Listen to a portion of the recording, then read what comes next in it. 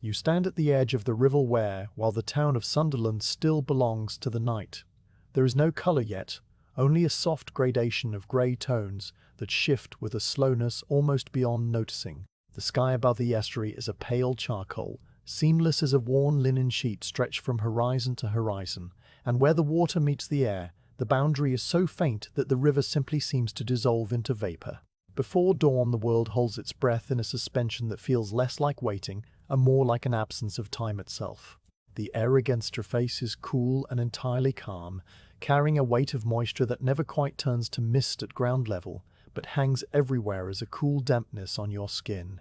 There is no wind to stir the loose strands of hair on your forehead, no gust to pattern the river's surface, no breath at all from the direction of the sea. The stillness is the kind that settles into bones, a quiet that muffles even the gentle lapping of the water against the wharf timbers. You might notice that your own breathing is the only sound you can be sure of, a soft rise and fall barely louder than the slipping of silk. All else is muted, the entire basin of the Wear wrapped in a heavy blanket of pre-dawn silence. Below your feet, the cobblestones of the quay are wet without any obvious source, dampened by the night's condensation and polished by decades of carts, boots, and the patient friction of the tides.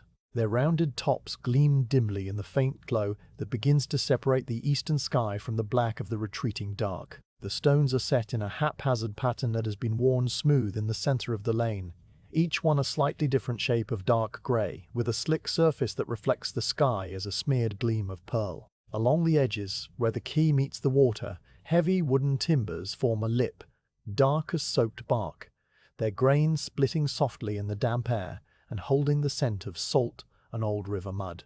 The river itself is a sheet of motionless pewter, utterly flat, except where the tide's silent pressure pushes faint ripples against a wooden jetty downstream. Ripples so small they might be caused by a fish rising to feed or by nothing at all. The incoming tide is still slack, the water neither advancing nor retreating, held in that quiet moment of fullness when the sea and the river have struck a temporary truce. The surface of the Wear mirrors the sky so perfectly that it is hard to tell whether the light comes from above or arises from within the water itself. A slow illumination that begins to reveal the masts of moored vessels as indistinct vertical lines, like sketches in charcoal that have been half rubbed away. No wake disturbs the mirror, no oar dips, no voice calls out. The harbour is a painting not yet finished. Behind you, the town rises on gentle slopes in a jumble of buildings that in this half-light are nothing more than huddled shapes of varying mass, their roofs slanting at tired angles, their windows blank as closed eyes. Warehouse walls of rough limestone blend into the grey of the sky, their stone blocks absorbing the faint light rather than reflecting it, so that the structures seem to be made of the same substance as the twilight. A few chimney stacks, tall and narrow, point upward without smoke, their tops invisible against the higher dark. The only man-made vertical mark that stands out is the outline of the iron bridge further upriver, a single arch spanning the Wear in a dark hump like the back of a sleeping animal. No cart crosses it, no lantern swings from its railing.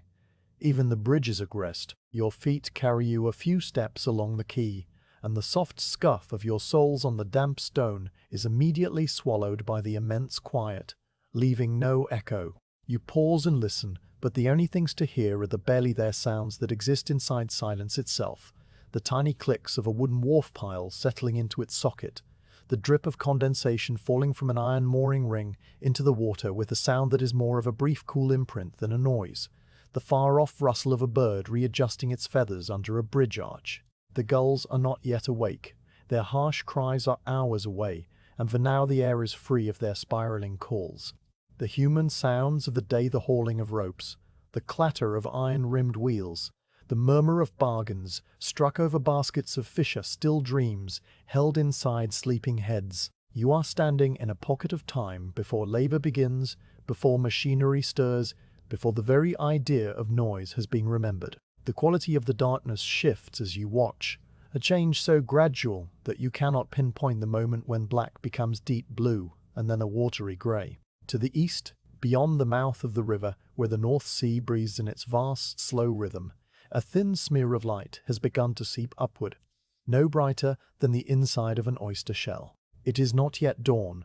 It is the promise of dawn, a leak of pale luminescence that bleeds into the sky without any dramatic fanfare, simply diluting the night little by little, until the stars that you could earlier count the few that hung above the sea have withdrawn one by one without you noticing their departure.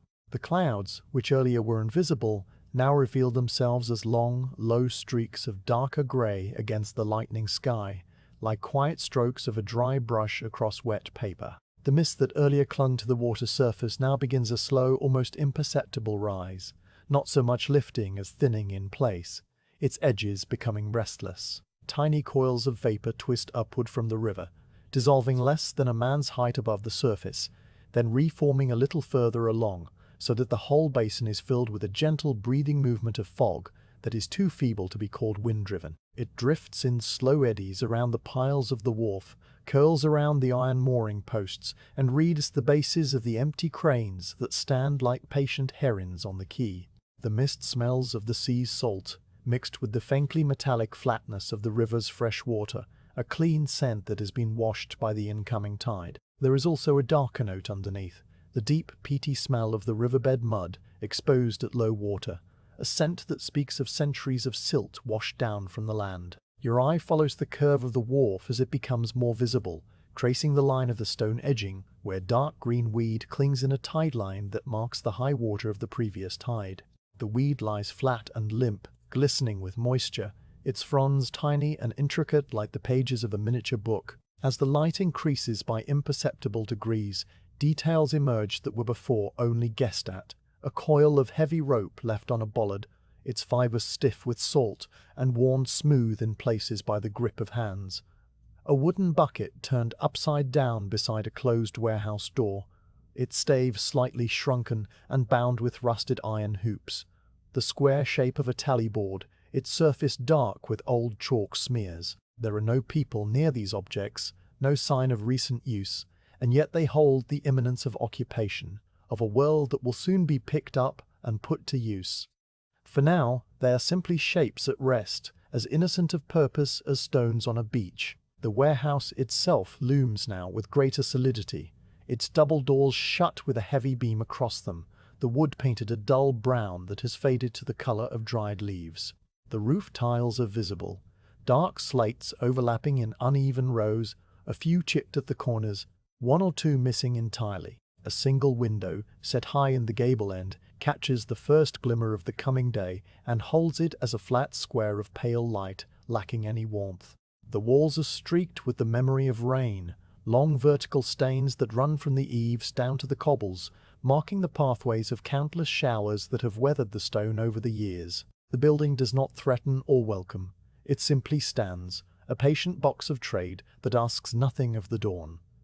Out on the river, the first slow movement of water becomes noticeable as the tide reaches its full height, and then, with the gentlest of sighs, begins to turn. The direction of the current shifts so softly that a floating twig would merely pause and then reverse its drift without a ripple. The slack water is over, and now the river starts its long ebb back to the sea, pulling with it some of the mist in thin, trailing scarves that stretch and break. You watch the slow propulsion of those mist strips, their silent migration toward the harbour mouth, and you feel the day drawing nearer, not as a sudden event, but as a gradual intensification of the air itself, a brightening that seeps into your vision without asking permission. The grey light before dawn has its own colour now, a shade of pewter, with a hint of lavender, where the higher clouds catch the unseen sun's first rays, still below the horizon. The air grows a fraction colder just before the true dawn, a phenomenon that is common to the Wear's riverside, as if the night were gathering itself for one last cool exhalation. You pull your coat a little closer, feeling the damp wool under your fingers, and you notice the faint trembling of a spider's web strung between two mooring posts. The web is beaded with mist droplets, each one a tiny lens containing a pinpoint reflection of the brightening sky, and the whole construction trembles, not from any breeze, but from the almost imperceptible vibration of the earth as the town begins, somewhere beyond the range of hearing, to stir. It is a tremor too faint for the ear, a subsonic hum of 1,000 hearths being lit, of kettles being filled, of horses shifting in their stables. None of these sounds reach the quay, but the web catches their distant energy and the droplets quiver with the news. You turn your gaze back to the bridge upstream. Its arch now defined enough that you can count the iron ribs, each one a curved line of black against the pale sky. The bridge's reflection in the water is broken by the new movement of the ebb tide, shattering the perfect arch into a series of wavering half-circles that reassemble and break apart in a slow rhythm, a visual lullaby without sound. Beyond the bridge, the river narrows into a dark corridor between limestone buildings that crowd the banks, their backsides dropping straight into the water, with small wooden doors opening onto private landing stages that are still closed and silent. The whole scene is a study in parallel lines. The horizontals of the river and the wharf, the verticals of the masts and the chimneys, all softened by the lingering haze. In the shallowest part of the basin, where the water meets a gravel slope, a single heron stands, motionless as a carving. Its grey plumage blends with the stones and the mist so well that you might have missed it if not for the slow blink of its eye, a tiny movement of absolute calm. The bird watches the water with a patience that is beyond human, waiting for the silver flash of a fish that will come later when the light is full. For now it simply stands on one leg, a grey shape among grey shapes, a part of the landscape that is chosen to be alive but only just. The heron does not acknowledge you, and its stillness communicates a kind of peace that settles over the quay like a physical weight. You realize that you have been standing for a long time, that the distance between first noticing the sky's change and the present moment might be measured in the slow shift of the mist or the quiet filling of the river. Time here is not marked by clocks but by the incremental brightening of the limestone walls, the gradual appearance of more stars of condensation on the iron rings, the faint chorus of robins now beginning to call from the gardens of the town, a few tentative notes that rise and fall without pattern, as if the birds themselves are still half asleep. These small sounds are the first real breaks in the silence, the front edge of the waking day, and yet they serve only to make the quiet around them deeper by contrast, like single drops of water falling into a still pool. The wharf itself is beginning to take on a faint sense of expectation. The empty space between the warehouse and the water, where later the coal will be piled high in black mounds, is now just a clean expanse of cobbles, swept by the previous evening's last labourer and left ready for the new day. The stones here are darker where the constant passage of feet has packed the dirt into the crevices, creating a subtle pathway that leads from the edge of the quay to the warehouse doors. You can trace this path with your eyes, a ghostly map of routine that tells of the same walk taken thousands of times, each step wearing the stone a little more, each short journey a repetition of the one before. The path leads nowhere yet, but it holds the memory of all those walks in its polished surface, a testament to the gentle wearing of ordinary life. Above you, the sky has now lost its last hints of lavender and settled into a uniform pale grey, the colour of unbleached wool, covering the whole visible bowl of the heavens from horizon to horizon. There will be no bright sunrise this morning, no burst of gold or pink. The day will come in quietly, under a high, thin overcast that diffuses the light evenly, casting no shadows. This is the perfect light for steady work, a light that does not flare or fade dramatically but stays constant for hours. A reliable grey blanket under which the coal heavers will move like patient figures in a muted watercolour. You can sense the day's character already in the evenness of the illumination, in the way every edge is soft, and every surface holds the same gentle brightness, free of glare. And still, standing there on the quay, you feel no hurry. The world has not yet demanded anything of you. The hold of the collier brig that will arrive is still empty, the sacks still folded in some locker, the backs of the men still resting against mattresses in the narrow houses behind the town. All the heavy things are at rest. The river continues its outgoing glide. The heron takes a single slow step, and the mist has now lifted completely from the surface, leaving the water clear and grey as polished lead. The smell of coal smoke is absent, though it will come later when the industries wake. For now the air is pure, a blend of river water, wet wood, and the distant salt. You watch the last tendril of mist dissolve over the middle of the channel, and in the clarity that follows, you can see far down the river toward the harbour entrance, where the weir widens and the first low dunes are visible as pale smudges. The sea beyond is a line of lighter grey, and above it, the sky is fractionally brighter, a slow gradation that your eyes can barely separate. The quiet is absolute again, now that the robin has paused its song, and the only movement is the continued faint trembling of that spider's web, still holding its drops of water, still carrying the silent hum of a town on the verge of waking. You take one more breath of the cool, damp air and let it out slowly, watching the small cloud of your breath appear and vanish, and then you wait, not for anything in particular, just wait. In the grey light before dawn, as Sunderland sleeps on, you are standing on the wooden wharf as the last veils of river mist begin to thin, and out of that pale drifting grey, a dark shape gradually solidifies on the water. There is no sudden reveal, no dramatic parting of the fog. The mist simply becomes less dense, the way a slowly drawn breath empties from the lungs. The shape is a collier brig, sturdy and broad, its two masts rising bare of sail against the dull pearl of the morning sky. You let your gaze rest on it without hurry, taking in the way it occupies the river so quietly, as if it had always been there, and only now allows itself to be seen. The hull is painted a dark, practical colour, somewhere between deep brown and weathered black, a shade chosen for service rather than beauty. At the waterline, greenish growth and river slime cling in a ragged band, the only decoration the vessel carries.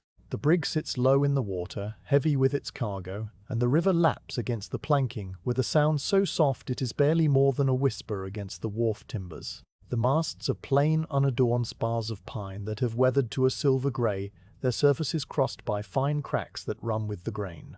Standing rigging stretches from the hull to the mastheads in dark, tarred lines, criss-crossing the sky in a geometry you might trace if you had the inclination.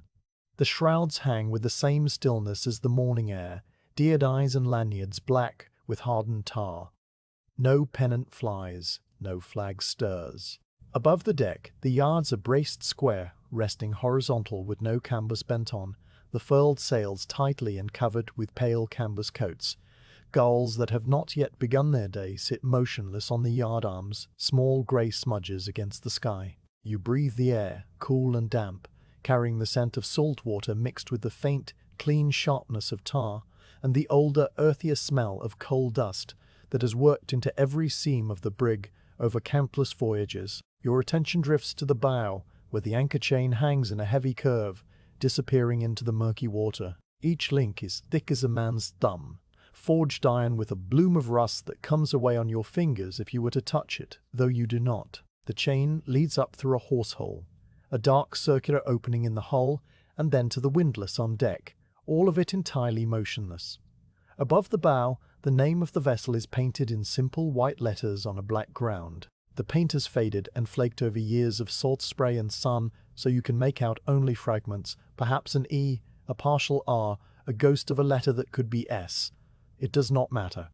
The brig needs no name to do its work. What matters is the quiet fact of its presence, the way it has delivered itself to this exact patch of river on this exact morning, as it has done many times before, and will do again when the tide and the loading schedules decree.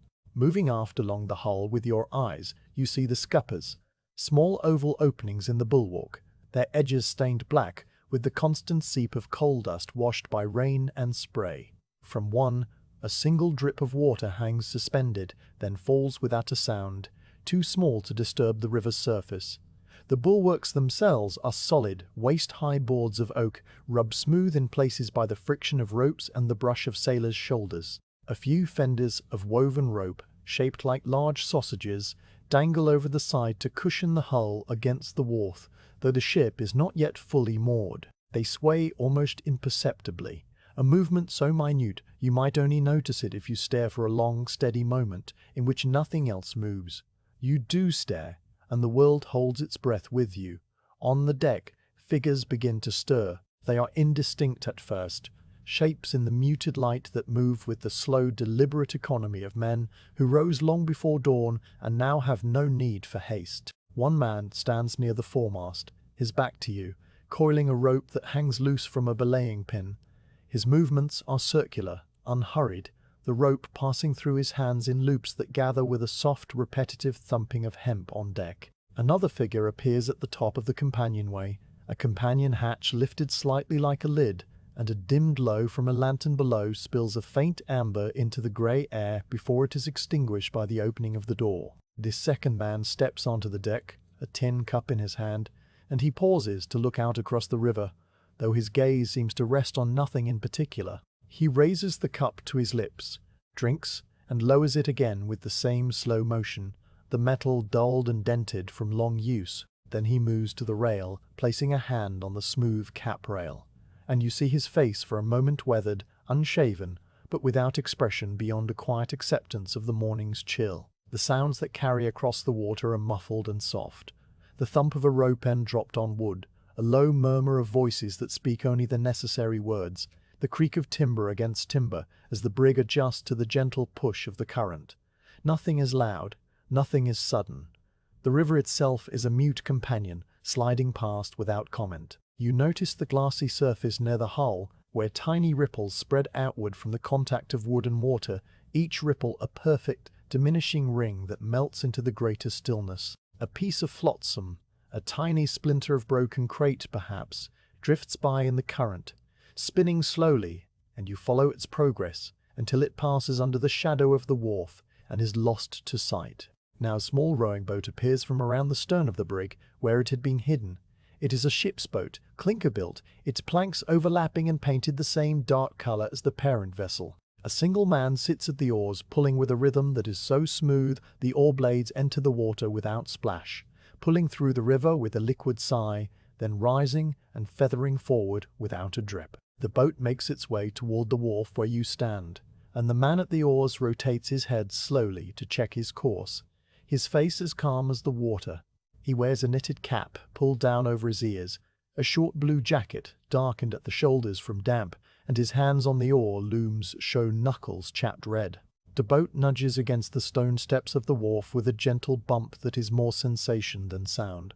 The man ships the oars in a single fluid motion, stands carefully so as not to rock the boat, and steps onto the steps with an easy, practiced balance. He reaches down to retrieve a painter, a rope attached to the boat's bow, and makes it fast around an iron ring set into the stone. That is all. No words are exchanged, for there is no one yet who needs to speak. From the deck of the brig, another man appears with a coiled heaving line. He stands at the rail, his silhouette broad against the whitening sky, and he swings the coil in a slow pendulum, once, twice, and then releases it with an underhand toss that sends the line uncoiling through the air like a slow ribbon. The weighted end lands on the wharf flagstones with a soft thud and skitters a few feet before it stops. The man from the rowing boat bends to pick it up, his body folding at the waist without haste. He then begins to pull, and from the ship a thicker mooring rope follows, snaking across the narrowing gap of water with a quiet hiss as it uncoils from a neat pile on the deck. You watch the large rope come ashore, see the way it drips river water from its fibres, making dark spots on the pale stone. The man on the wharf takes the eye of the mooring line, a loop spliced into the end, and drops it over a massive timber bollard. He pulls it taut, then slackens it just a little, adjusts the lay, and makes it fast with a few turns and a hitch that he ties without looking at his hands. By the time he straightens up, another line has been thrown from the stern, and he moves there with the same slow, ingrained routine. The brig is now moored, lines running fore and aft, the gentle tension keeping it from drifting. Yet the plank is not set out. That will come later, when the foreman arrives, when the hatches are formally opened, when the measured day of coal carrying begins. For this moment there is only the arrival, the settling in, the quiet acknowledgement of presence between the ship and the wharf. You notice how the angle of the brig has changed ever so slightly now that it is tethered. It no longer floats entirely free, but leans into the ropes with a kind of patience, creaking softly as if exhaling a long-held breath. The tide is slack, the river surface level with the stone steps, and the world seems suspended in a drowsy interlude between night and the full business of day. The light continues to change with an unhurried progression. The pearl grey of the sky has lightened toward a soft white at the horizon where the river bends toward the sea. Above, the clouds are a uniform blanket, no distinct shapes, just a single, continuous layer that mutes the sunrise into a gradual illumination. Shadows are absent, or nearly so. The wharf, the ships, the buildings beyond all exist in a gentle, uniform light that smooths edges and softens corners. The air remains cool, but the dampness is slowly receding, leaving behind a freshness that carries the tang of the open water beyond the river mouth. Seagulls are beginning to move. One lifts from the yardarm with a lazy flap of wings, circles once overhead without uttering a cry, and settles on the ridge of a warehouse roof. A second gull follows, then a third, their wing beats making the only sound that approaches a call, a soft whisper of feathers through air. You find that your own breathing has slowed to match the pace of all you observe. There is no reason to hurry, no task to complete, no conversation to hold.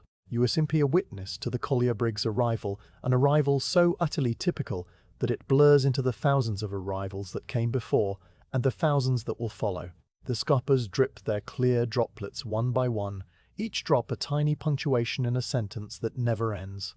The anchor chain, wet and glistening, drips too, each drop falling back into the river from which it came. The man with the tin cup has disappeared below, the companionway hatch lowered back into place. The man at the foremast has finished his coiling and now sits on a folded sail, his back against the bulwarks, his head tilted slightly forward, in a posture that might be rest or might be thought.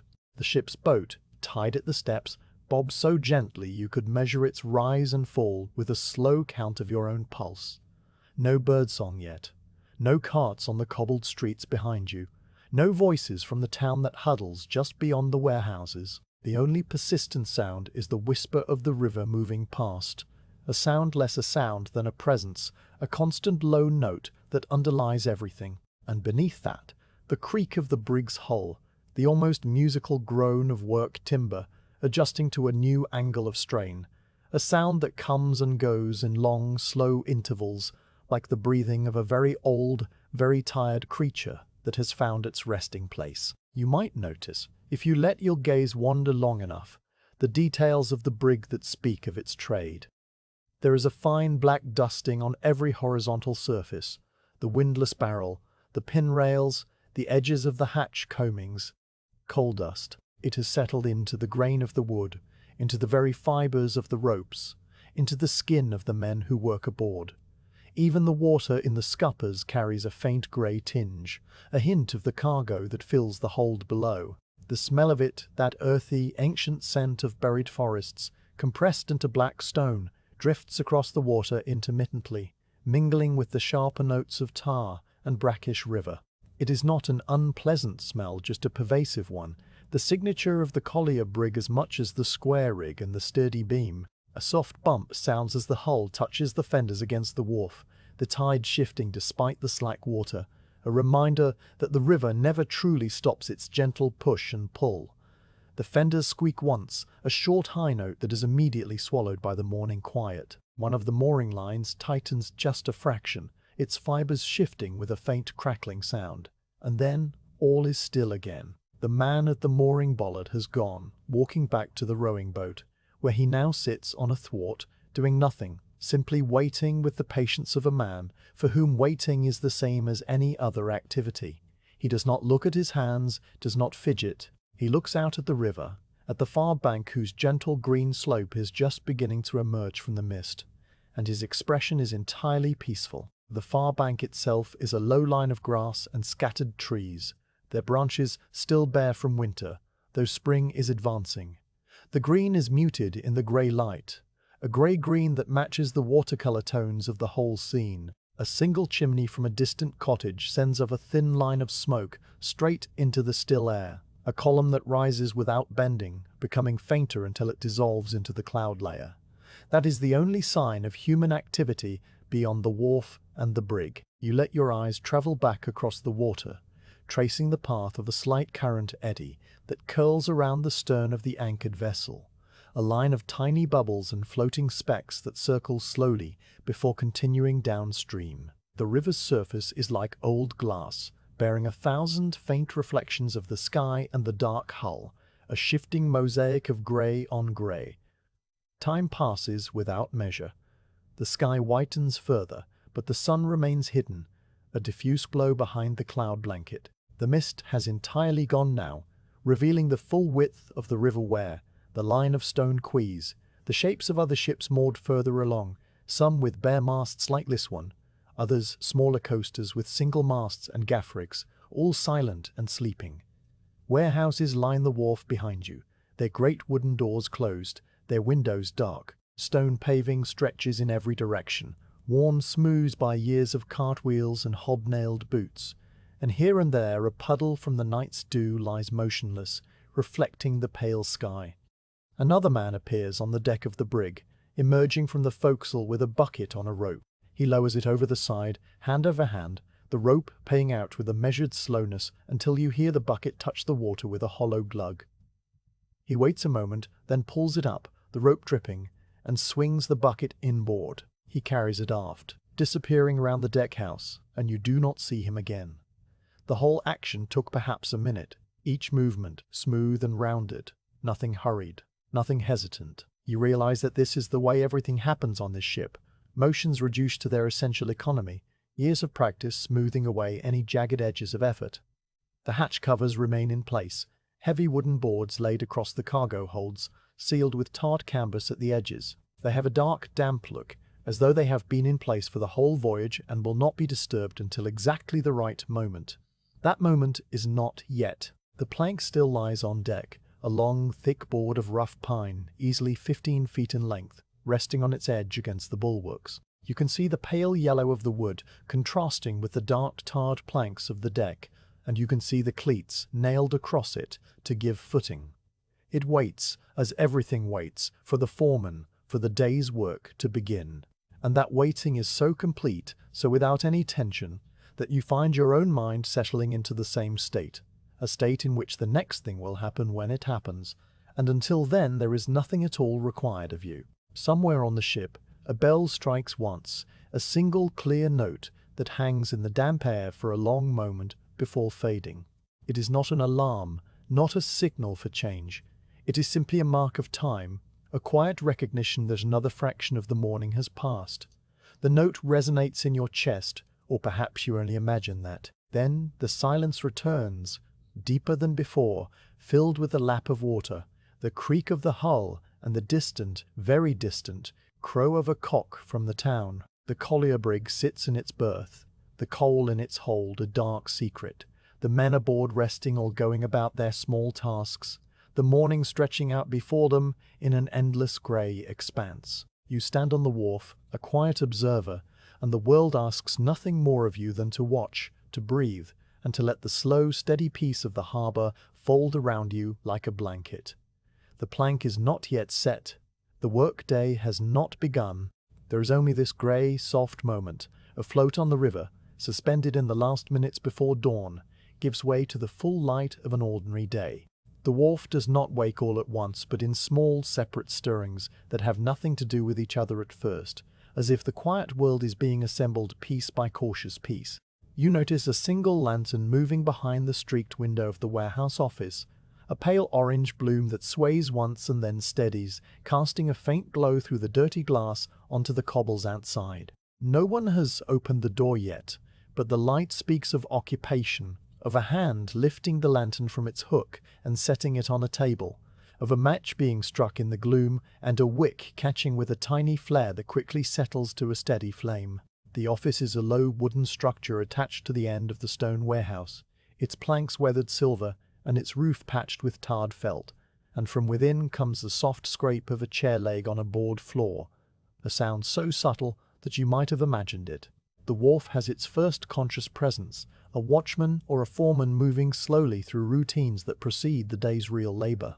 You turn your gaze from the office window and see at the far end of the quay near the bridge approach a shape detach itself from the shadow of a wall and begin to move along the cobbles with the slow rolling gait of a man who has nowhere to hurry. He is still too distant for detail, just a dark figure in a long coat and a soft cap, his boots making a steady thud, thud, that is not loud, but carries clearly through the damp air because no other sound competes with it.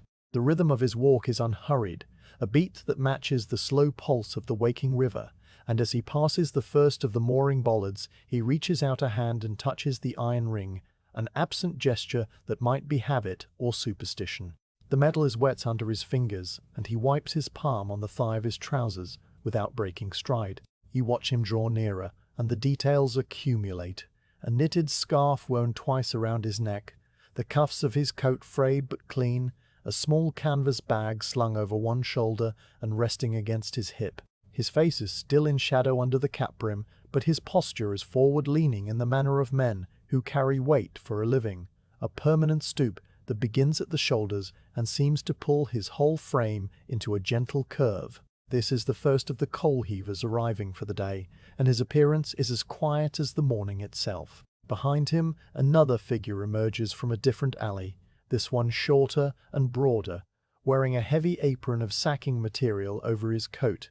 The apron already stained dark with coal dust that no amount of washing will remove. He carries a clay bottle in one hand, its cork pushed in firmly, and he takes a sip from it as he walks, tilting his head back only slightly before returning the bottle to his side. The two men do not call out to each other. They simply converge on the wharf from different directions, their paths slowly angling toward the same point near the water's edge, where a stack of folded tarpaulins marks the informal gathering spot. When they meet, there is a soft grunt of acknowledgement, a dip of the chin, nothing more. Words would be an intrusion on the quiet, and they seem to know this instinctively, their communication reduced to the bare minimum of presence and recognition. You shift your position slightly and feel the rough grain of a wooden bollard against your sleeve, the wood cold and fibrous, its surface carved with initials and dates from years past, now worn to illegible grooves. The wharf is slowly populating itself with similar quiet arrivals.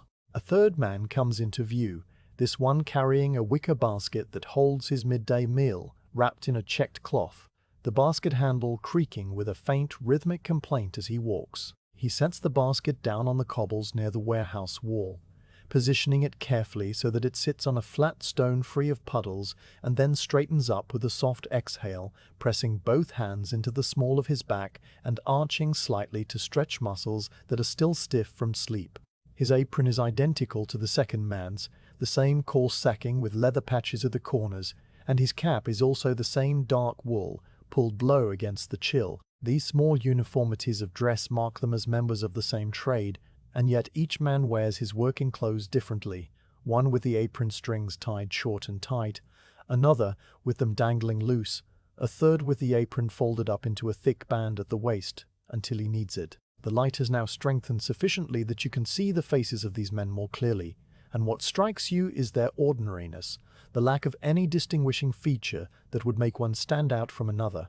They have the same weathered skin, the same deep lines around the eyes from squinting into wind and dust, the same heavy brows and patient mouths. Their ages vary, but not dramatically. Most are in the middle span of life, old enough to have done this work for many years, but not yet old enough to have been broken by it. They carry their weariness lightly, an accepted companion rather than a complaint. One of them yawns, a wide, slow yawn that he does not bother to cover, and the yawn travels like a soft contagion to another man standing nearby, whose jaw opens in a similar slow stretch before closing with a gentle click of teeth. No one speaks, but the yawn is its own kind of communication, a shared admission that the hour is early and the bed was warm. A fourth arrival brings a different energy, though still muted. He is the foreman, identifiable by the small ledger book tucked under his arm and the stub of pencil pushed behind his ear, its tip blunt and dark with graphite. His coat is slightly better in quality, the wool less patched, the buttons all present, and he walks with a briskness that is not hurried but merely purposeful. A man who has a list in his head of things to be done before the first sack is lifted. He goes directly to the office, pulls open the door with a brief creak of hinges, and disappears inside, and through the window you see two shapes now moving in the lantern light, the foreman and the watchman exchanging a few low words that do not carry beyond the walls. The door remains ajar, and a thin trail of warmth escapes, smelling of paraffin and old wood smoke. Now the group near the folded tarpaulins grows to 5, then 6, and a low murmur becomes audible, not conversation in any formal sense, but a quiet exchange of monosyllables and half-sentences. One man remarks on the tide, saying it is full and will make the plank easy. Another nods and gestures toward the river mouth, mentioning that the brig was sighted at anchor off the bar last evening. A third man simply repeats the word "aye," a soft agreement that hangs in the air and then dissolves. The sound of their voices is as gentle as the lapping water, a human equivalent of the small noises that nature makes when it is not trying to be heard. You listen and find that the actual words matter less than the tone, a low, unhurried rumble that produces a feeling of calm simply by existing. No one laughs, no one argues, no one raises a voice above the quiet hum. The wharf is awake, but still half dreaming. From the direction of the town comes the first sound not made by the men themselves, the distant clink of a blacksmith's hammer striking iron, a single note that rings once and then fades, not repeated. It is a shop opening, a forge being coaxed back to life, and it serves as a reminder that the wharf is not an island, but a part of the wider town, now stirring into its day. After the hammer's note, there follows the creak of a cartwheel somewhere behind the warehouse, the heavy wooden groan of a laden axle turning, and then the driver's soft call to his horse, a clicking of the tongue that is less a command than a conversation. You do not see the cart, but you track its progress by the sequence of sounds, the wheels rolling from stone to packed earth to stone again, the harness jingling, the horse's slow hoofbeats, a counterpoint to the men's boots. The cart is going somewhere else, to the fish market or the rope walk, and its noise fades back into the general quiet, leaving only the memory of its passing. The river has by now completed its turn and is ebbing with a steady, silent pull, the water level beginning its slow descent down the stone sides of the quay. Where the tide was full and lapping against the top edge of the wharf, there now appears a dark band of wet stone, glistening with the retreating moisture and covered in places by the same green weed you noticed earlier, now hanging limply downward as the water abandons it. Small creatures scuffle in the newly exposed crevices, tiny crabs no bigger than a thumbnail that are pale grey and almost transparent, their claws raised in a defensive posture that is too small to be menacing. They move with a quick sideways scuttle and then freeze, becoming invisible against the stone, as if their whole survival depends on not being noticed. You watch one for a while, its tiny life a miniature drama of caution, then lose track of it as the light shifts and the crevice returns to shadow. One of the heavers steps to the edge of the quay and looks down at the exposed stonework, not out of curiosity, but with a professional assessment. He is checking the state of the wooden fenders that hang between the stone and the hulls of moored ships, thick bundles of old rope and timber that cushion the impact of a vessel coming alongside. His eye moves slowly along the line of the wharf, noting the condition of each fender, the way one has twisted on its rope. Another has lost a chunk of wood from its outer face.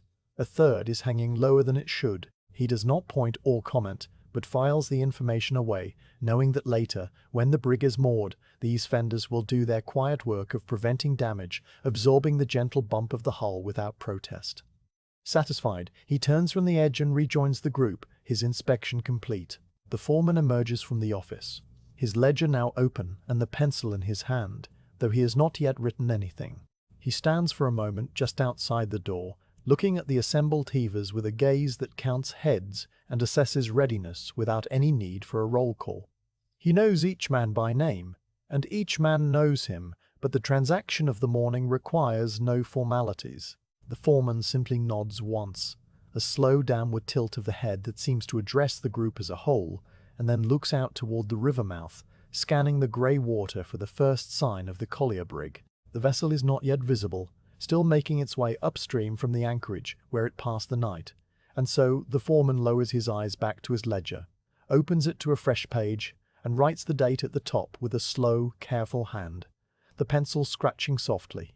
The date is unremarkable, an ordinary day in an ordinary month, and he underlines it with a straight line drawn against the edge of the book's spine. You settle your weight onto one foot and let your attention drift across the various objects that populate the wharf, the silent tools and structures that will soon be put to use. The crane stands at the far corner, a massive timber construction of uprights and crossbeams, its arm jutting out over the water and its iron hook hanging from a chain that sways almost imperceptibly in the slow air currents that follow the river. The crane is not needed for the coal heaver's work, which will be done entirely by human backs, but it is part of the wharf's furniture, a permanent resident that has lifted everything from barrels of salt to balks of timber. Its wooden members are cracked from sun and rain, its iron fittings spotted with rust, and the whole structure groans softly now and then, a deep internal settling that is as much a part of the wharf's music as the water and the gulls. Around its base, coils of rope in various thicknesses lie in neat arrangements, some tarred and black, others pale manila, all smelling of their particular preservatives and ready for any purpose one might imagine. Nearer to where you stand, a barrel has been rolled into place against the warehouse wall, its staves dark with moisture and its iron hoops rusted to a deep orange-brown that flakes off in tiny particles when touched. The barrel is full of something fresh water likely, for the men to drink during the day, and a tin cup sits on its lid, dented from many drops, its handle bent into a shape that fits a hand comfortably. The presence of the water barrel is a small kindness, a recognition that the work ahead will be thirsty, and you notice that one of the heavers has already walked over to it, lifted the cup, and poured himself a measure of water that he drinks in slow, deliberate swallows, his throat moving with each gulp. He refills the cup and leaves it on the lid for the next man, then wipes his mouth with the back of his hand and turns back to the river, his eyes now fixed on the same distant point that occupies the foreman's attention.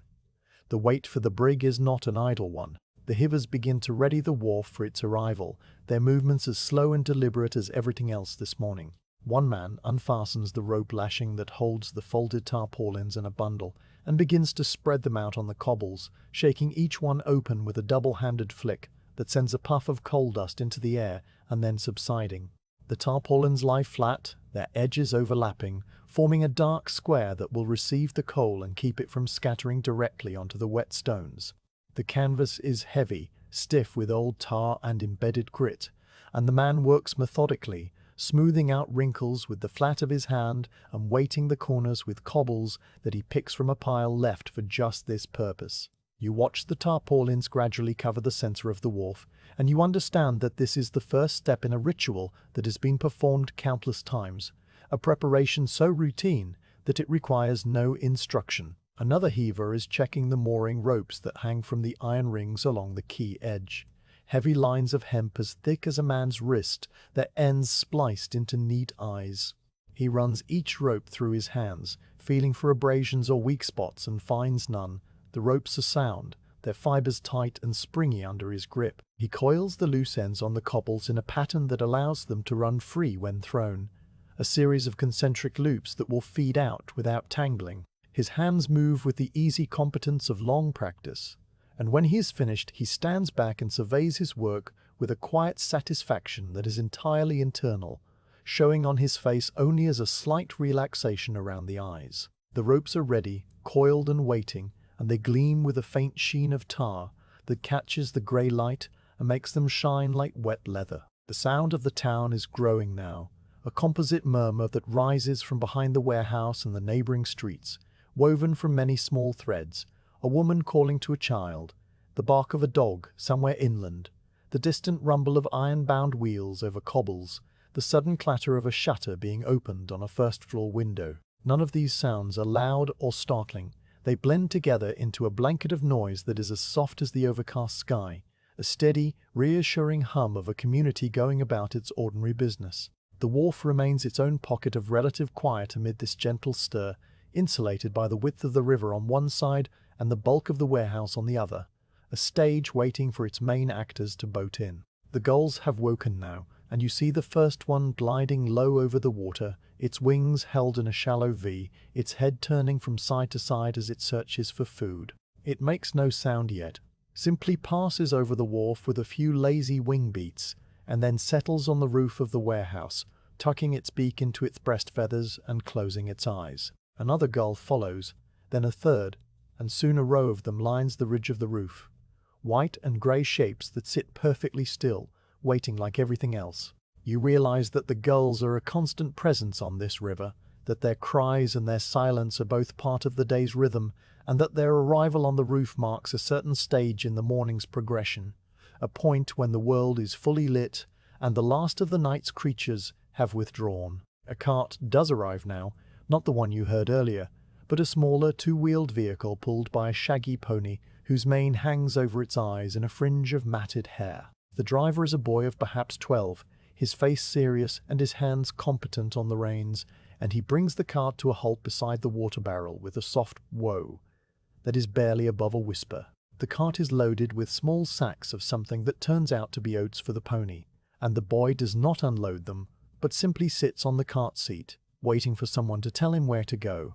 The foreman emerges from the office again, sees the boy and points to a spot near the warehouse door where feed can be stored dry, and the boy clicks his tongue and the pony moves forward with a patient plod, its hooves making small clipped sounds on the cobbles. The exchange between the boy and the foreman is wordless after the pointing, a transaction completed by gesture and understood with a nod, and you watch the boy begin to unstack the feed sacks with a careful economy of movement that speaks of many similar deliveries. The pony stands with its head lowered, its breath steaming gently in the cool air, and its eye, when you catch it, is calm and dark, a pool of still water reflecting the grey sky. The coal heavers have all arrived now, a full complement of men who number perhaps 8 or 9, and they stand or sit in a loose group near the edge of the quay facing the river. Some squat on their haunches, their backs against the warehouse wall. Others lean on the iron mooring posts, their arms crossed. The foreman stands slightly apart, his ledger closed now and tucked under his arm once more, his gaze fixed on the bend of the river downstream. The waiting is almost over, and you can feel a slight shift in the atmosphere, a tightening of attention that is not anxiety, but merely readiness. The plank is still not set, the sacks still not filled, the coal still not carried, but everything is in its place and every person knows their role. The wharf is awake, truly awake now, and the day stretches ahead, long and grey and full of work that will be done at the same steady pace with which the men breathe, with which the river ebbs, with which the gulls sleep on their rooftop perch. The collier brig will round the bend any minute, and when it does, the quiet waiting will give way to quiet labour as seamlessly as the morning mist gave way to the grey light. The morning has settled into a steady grey light, and the collier brig rests against the wharf with a stillness that feels as old as the river itself. You watch from a few paces back as 2 men on deck lift the long plank from where it has been stowed against the bulwarks, their movements unhurried and practiced in a way that makes the heavy pine board seem almost weightless. The plank is rough and wide, a single slab of timber that might have come from a Baltic forest, its edges sawn but not plain smooth, its surface marked by the passage of countless boots over countless days. It carries the pale honey colour of fresh-cut pine where the wood has been recently scarred, and darker greyer tones where weather and coal dust have worked their way into the grain. The men carry it with one at each end, their hands gripping the edges, their boots making soft scuffing sounds on the deck planks as they shuffle sideways toward the gap between the brig and the stone wharf. The gap is not wide, a space of perhaps 4 feet where the dark river water gleams below, its surface free of ripples now that the tide has gone entirely slack. The men lift the plank a little higher, angling it so that one end clears the bulwark cap rail, and then they slide it outward across the void, the far end descending slowly until it rests on the worn flagstones of the quay with a solid, satisfying thump that you feel through the soles of your shoes rather than hear as a sharp noise, the sound absorbed by the dense wood and the damp morning air. The near end remains on the deck, wedged against a heavy cleat that has been fixed there for exactly this purpose, a block of oak bolted through the planks and dark with age. The plank now forms a shallow ramp, its incline modest because the tide is neither high nor low, but balanced at that midpoint where the brig's deck and the wharf are nearly level, a stroke of quiet fortune that makes the day's work a fraction easier. You let your attention settle on the plank itself, now that it sits in its place as the bridge between ship and shore. It is a length of pine perhaps 15 feet from end to end, 15 inches wide and 3 inches thick, its top surface cross-battened with narrow strips of wood nailed at regular intervals to give purchase to the feet that will soon tread there. These cleats are worn in the centre, the wood polished to a dark shine by the friction of soles. At the edges they remain sharper, with splinters lifting here and there like tiny pale hairs. Along the sides of the plank, the grain runs in long, parallel lines, interrupted by knots that form dark walls, each one a small, intricate pattern that your eye might trace if you had the leisure, which you do. One knot near the middle has dried and shrunk slightly, leaving a tiny gap through which a splinter of light from the river's reflection glints faintly when the angle is just right. The underside of the plank, which you cannot see but can imagine, is rougher still, never smooth, the original saw marks still present as faint ridges running across the grain. The plank has a history that is written in its surface, a quiet record of labor that asks no acknowledgement. Where thousands of feet have stepped, the wood is slightly hollowed, a shallow depression that runs in an uneven path up the center, deeper on the left side where the right-footed majority have placed their weight. The edges of this depression are gradual, almost imperceptible, but if you let your gaze travel along the length you can see how the light catches the contours, a subtle topography of use.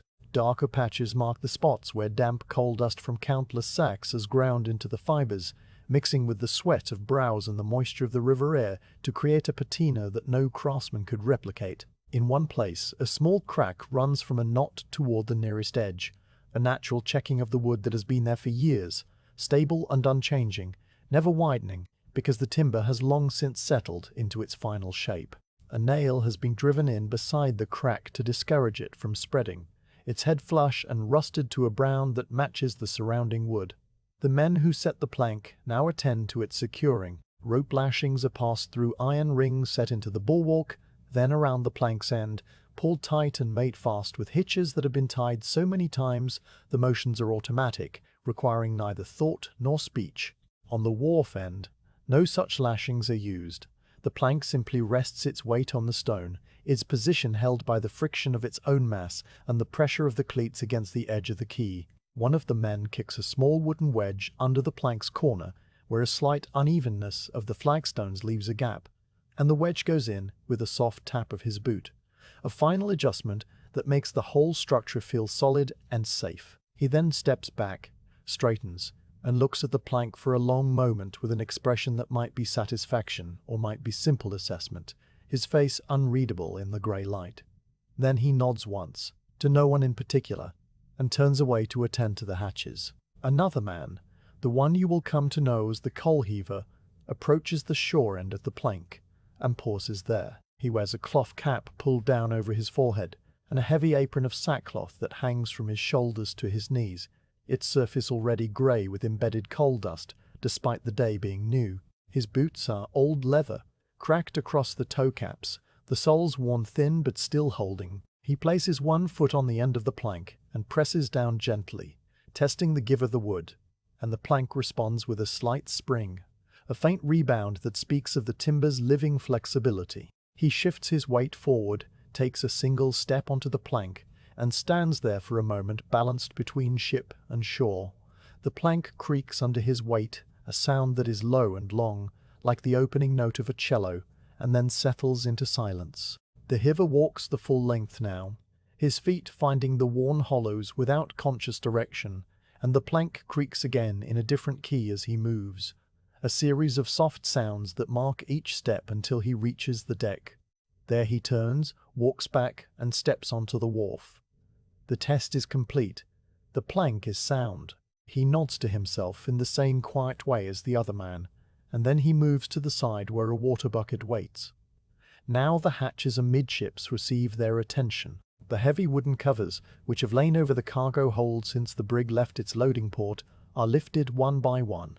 Two men work together, each taking an end of a hatchboard and lifting it straight up with a unified motion that comes from long practice, then walking it to the side and stacking it carefully against the bulwark. The boards are thick planks, tarred at the edges, each one fitting into a groove in the coaming to form a weather-tight seal. As they are removed, the smell of coal intensifies, that ancient earthy scent rising from the darkness below in a cool, dry exhalation that carries with it the faintest hint of sulphur and the dust of a million prehistoric leaves. The light falls into the opening now and reveals the cargo, a dark, glossy surface of coal, chunks and fragments, a jagged landscape in miniature that fills the hold from side to side and forward to aft.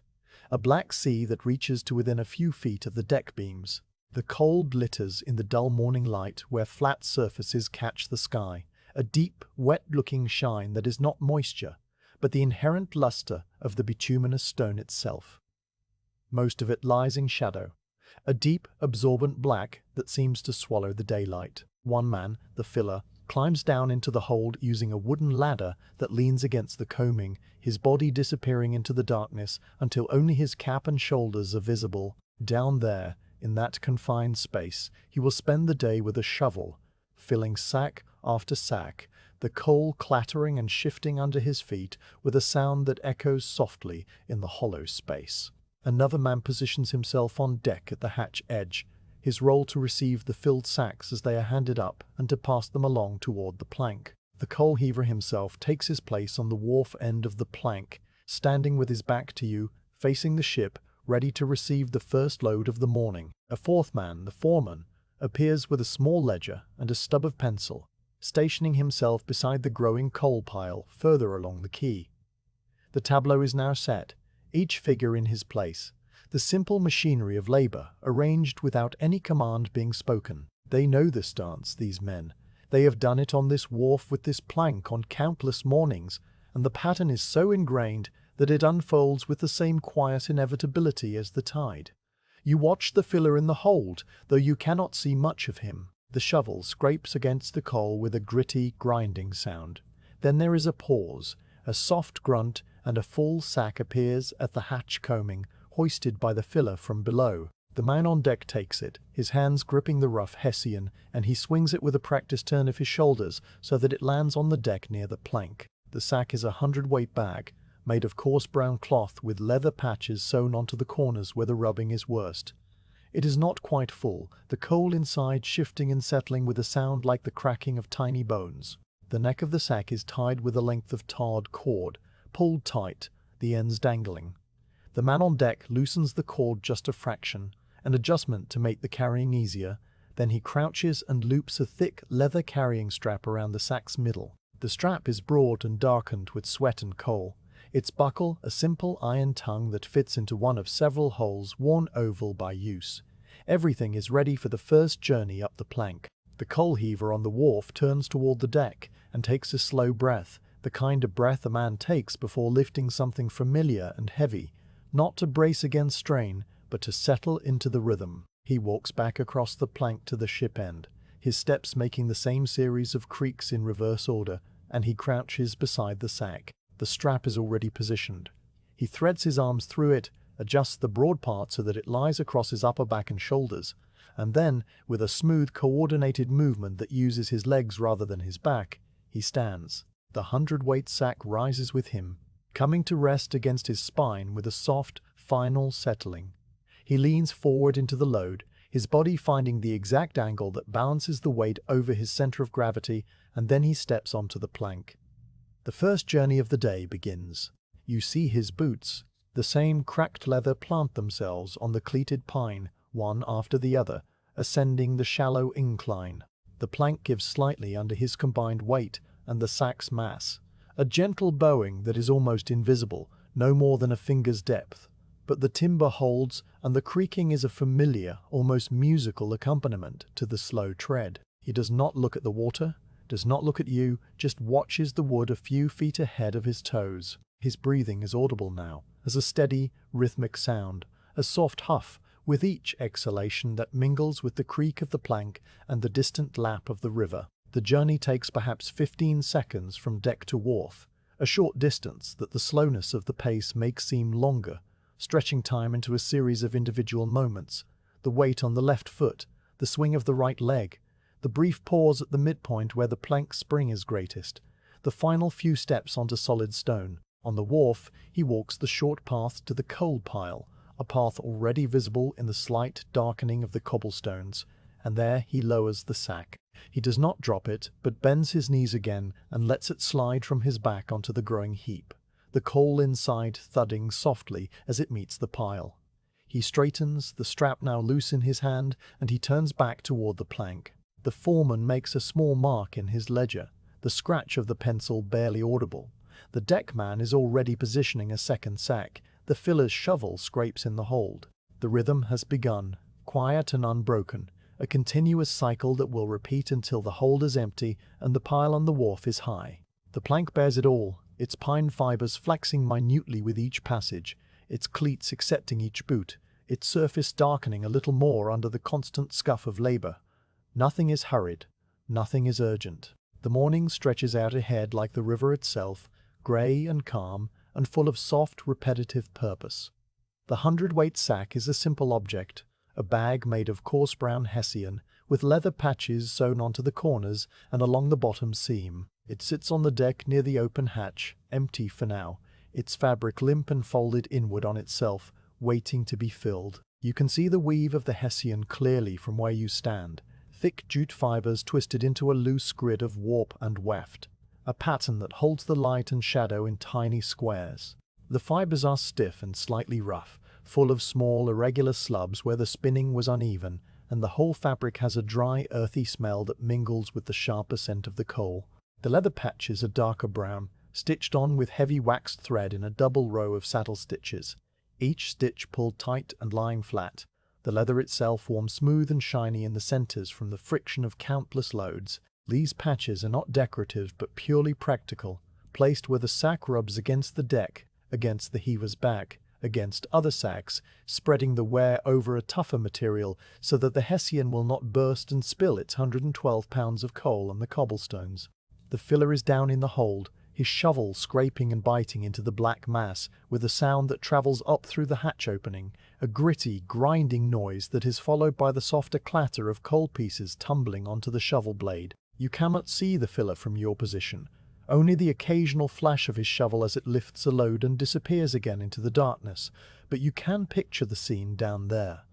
The low ceiling of deck beams just above his head, the air thick with dust that hangs suspended in the dim light, the uneven footing of shifting coal beneath his boots. He works with a practiced rhythm, filling the shovel not by counting scoops, but by sensing the weight, by the way the handle flexes in his grip, by the familiar strain in his forearms that tells him when the load is right. The coal itself is bituminous, a glossy black stone that breaks into angular chunks and fine powder, and each shovelful contains a mixture of sizes, large pieces the size of a man's fist that glint with a glassy luster, smaller fragments like crushed obsidian, and a generous portion of black dust that sifts through the gaps and coats everything it touches.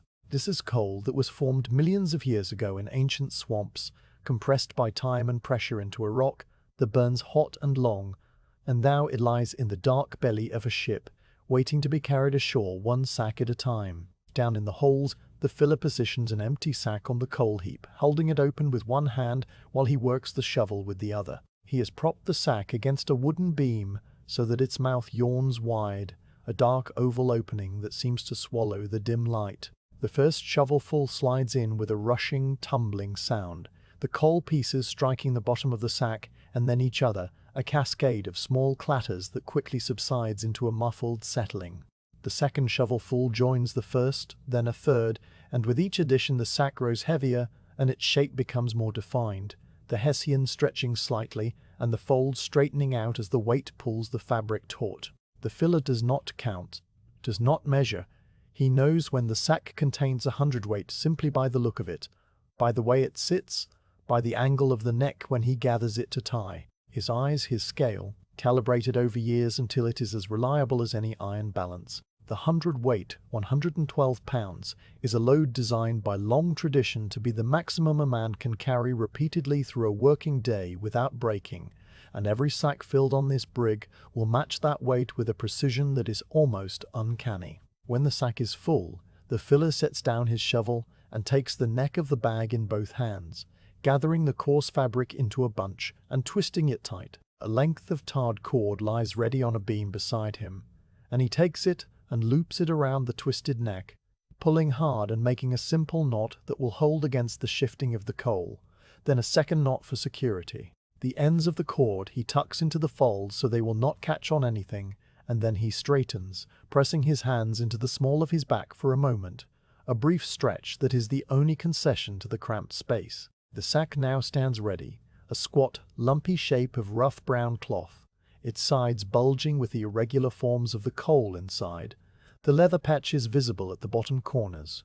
The filler grips the sack by the ears, the small loops of rope sewn into the sides for just this purpose, and with a steady heave lifts it onto the wooden combing at the edge of the hatch, where the light from above falls on it for the first time and reveals the coal dust already creeping through the weave. The man on deck, the middleman, steps forward and takes hold of the sack, his hands finding the same rope ears as the filler's hands release them. The transfer is seamless, a passing of weight from one man to another without a fumble or a pause, the sack moving from the darkness of the hold into the grey morning as if it were a single living thing being handed up from underground. The middleman grunts softly, not from strain, but from the simple effort of redirecting the mass, and he swings the sack in a short arc so that it lands on the deck planks with a dull, solid thump that you can feel through the timber of the wharf. The coal inside shifts and resettles with a sound like the crunch of gravel under a boot, and then everything is quiet again. The middleman takes a moment to loosen the cord at the neck, just a fraction, allowing the sack to settle more comfortably against a back. Then he crouches beside it and retrieves the carrying strap that lies coiled on the deck nearby. This strap is a piece of heavy leather, 3 inches wide and long enough to wrap around the girth of the sack. With a generous tail for adjustment, its surface dark and shiny from years of absorbing sweat and coal oil, its edges softened and rounded, the iron buckle at one end simple and strong, with a tongue that fits into one of several holes worn oval by use. The strap has its own history, its own memory of every back it has crossed and every load it has steadied, and as the middleman loops it around the sack and pulls it tight, it seems to settle into place with a kind of quiet purpose.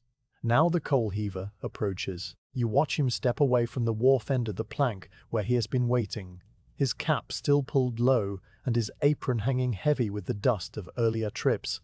Though this is the first sack of the morning, and his apron is yet clean, or as clean as it ever gets, he moves with the same slow rolling gait you've observed in all these men, a walk that conserves energy and acknowledges the long day ahead. He stops beside the sack and looks down at it for a moment, not assessing it, for there is nothing to assess, but simply acknowledging its presence in the way a craftsman acknowledges his tools. The sack is his companion for the next minute of his life, the weight he will bear, the burden he will deliver, and then he will return for another. His face is calm, his eyes half-lidded against the grey glare of the sky, and his breathing is even. He crouches beside the sack, bending at the knees in a smooth motion that brings his shoulders level with the top of the Hessian bag. You notice the way his body moves with an economy that is almost graceful, no wasted effort, no jerky adjustments. He reaches for the carrying strap, which the middleman has left wrapped loosely around the sack, and he pulls it tighter, settling it into the middle of the bag where it will balance best. Then he threads his arms through the loop of the strap, one arm and then the other, shrugging the leather band up over his shoulders so that it rests across his upper back, just below the base of his neck. The leather is cool against the cloth of his coat, but it will warm quickly from his body heat. He grips the strap where it passes over his shoulders, his hands closing around the thick leather with the ease of long familiarity, and he adjusts the buckle a single hole tighter, a tiny movement of thumb and forefinger that makes the sack fit snug against his spine. He takes a breath then, and it is not a dramatic breath, but a simple, steady inhalation that fills his lungs and expands his chest. A breath that a man might take before stepping into a cool stream or standing up from a chair. It is the breath of preparation, not of dread. As he breathes in, he leans forward slightly, shifting his center of gravity over his feet, and then, using the strength of his thighs and the straight line of his back, he stands. The sack rises with him, lifting clear of the deck planks, its hundredweight of coal pressing against his spine through the Hessian and the leather strap. There is no groan, no grunt, only a quiet exhalation through his nose as the weight settles into its place, a soft huff of air that is almost a sigh. The coal inside the sack shifts one last time, a gentle, grinding rearrangement, and then it is still, resting against the curve of his back as if it had always been there. You watch the coal heaver adjust to the load, a series of tiny, almost imperceptible motions that fine-tune the balance. His shoulders roll back a fraction, then forward, finding the exact position where the strap neither digs in nor slips. His hips shift, centering the weight, and his head lifts slightly so that he is looking not at his feet but at the plank ahead. The hundredweight is a significant mass, 112 pounds of ancient stone, but it does not crush him or bend him double. It simply becomes part of him for these next moments, a second spine of coal that he carries with the same unconscious competence as he carries his own bones.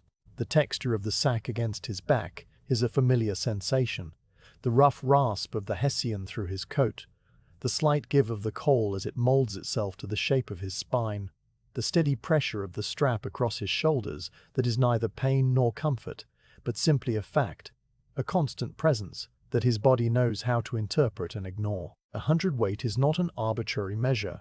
It is a unit that has evolved from the practical limits of human endurance, a weight that can be carried up a plank and across a wharf many dozens of times in a day without destroying the carrier.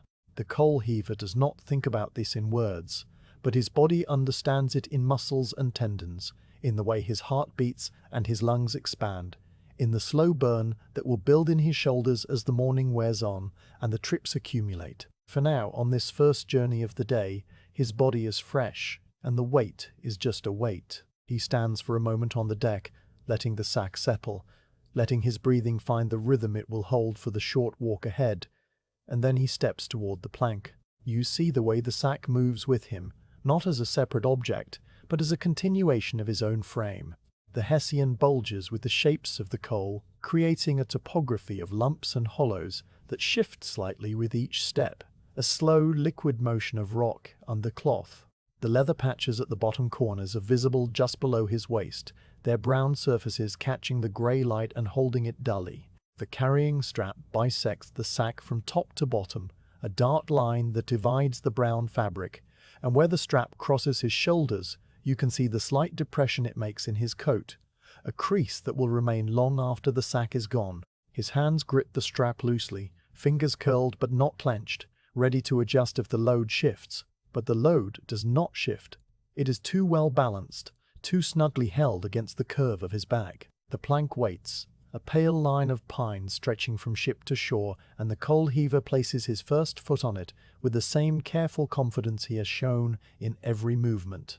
The wood creaks under the combined weight of man and coal, a low, prolonged note that is becoming as familiar to you as the lapping of the water. His boots, those same cracked leather boots with the worn soles, find the cleats without slipping, the rough pine providing just enough grip.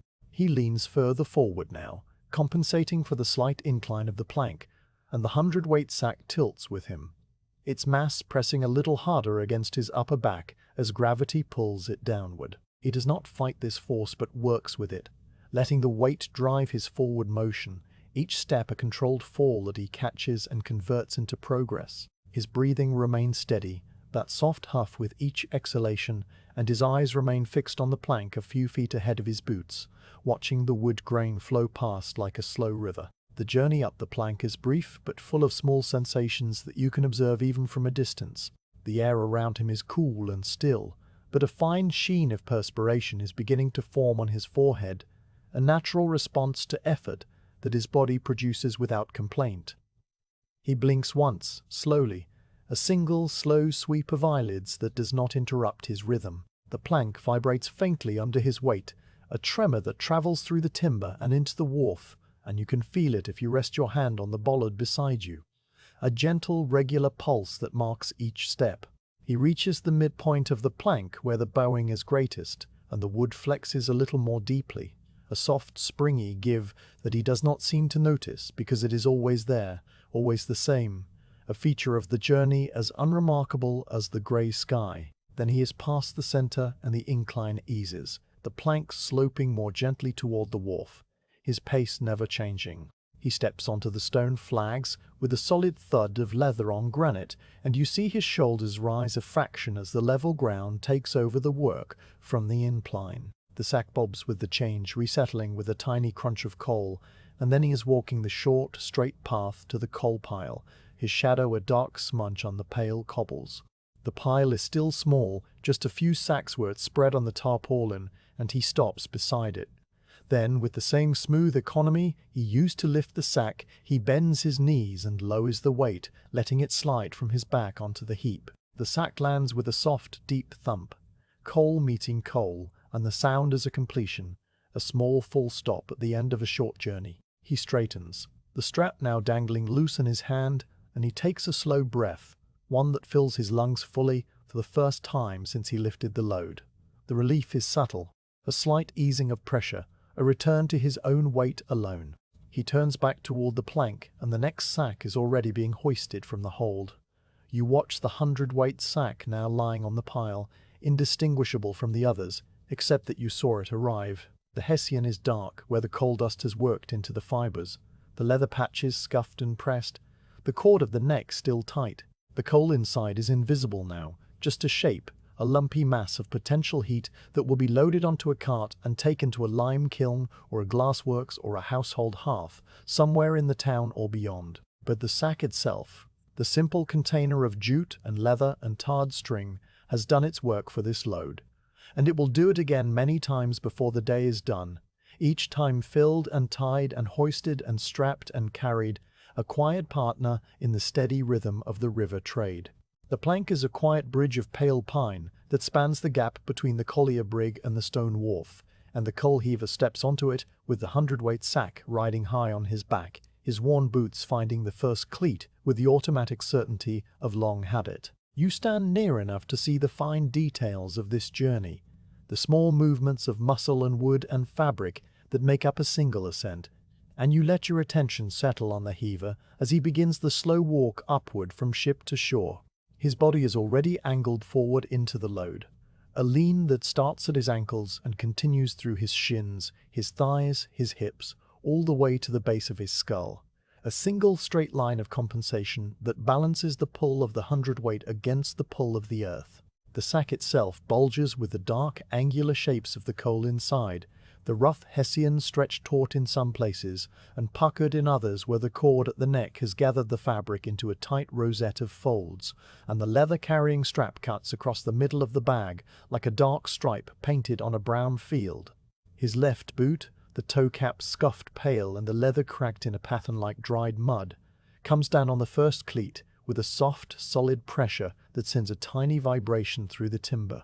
The plank receives the weight and answers with a low creak, a sound that emerges from deep within the wood fibers as they compress and flex, a note that is neither complaint nor welcome, but simply the voice of pine under load. His right boot follows, swinging forward in a smooth arc that clears the plank by no more than an inch, and then it too makes contact, the worn heel landing just ahead of the next cleat, so that his foot slides naturally into place against the wooden batten. Each step covers perhaps 10 inches of distance, a deliberate, measured advance that consumes the length of the plank in small, even increments, and the rhythm of this progress is as steady as a slow breath, without variation or hesitation. The heaver's breathing accompanies his steps, a soft, nasal exhalation on each footfall that fogs briefly in the cool air before dissolving, and you notice that his mouth is slightly open, his lips parted just enough to let the air pass without sound, his jaw slack in the way of a man who is not speaking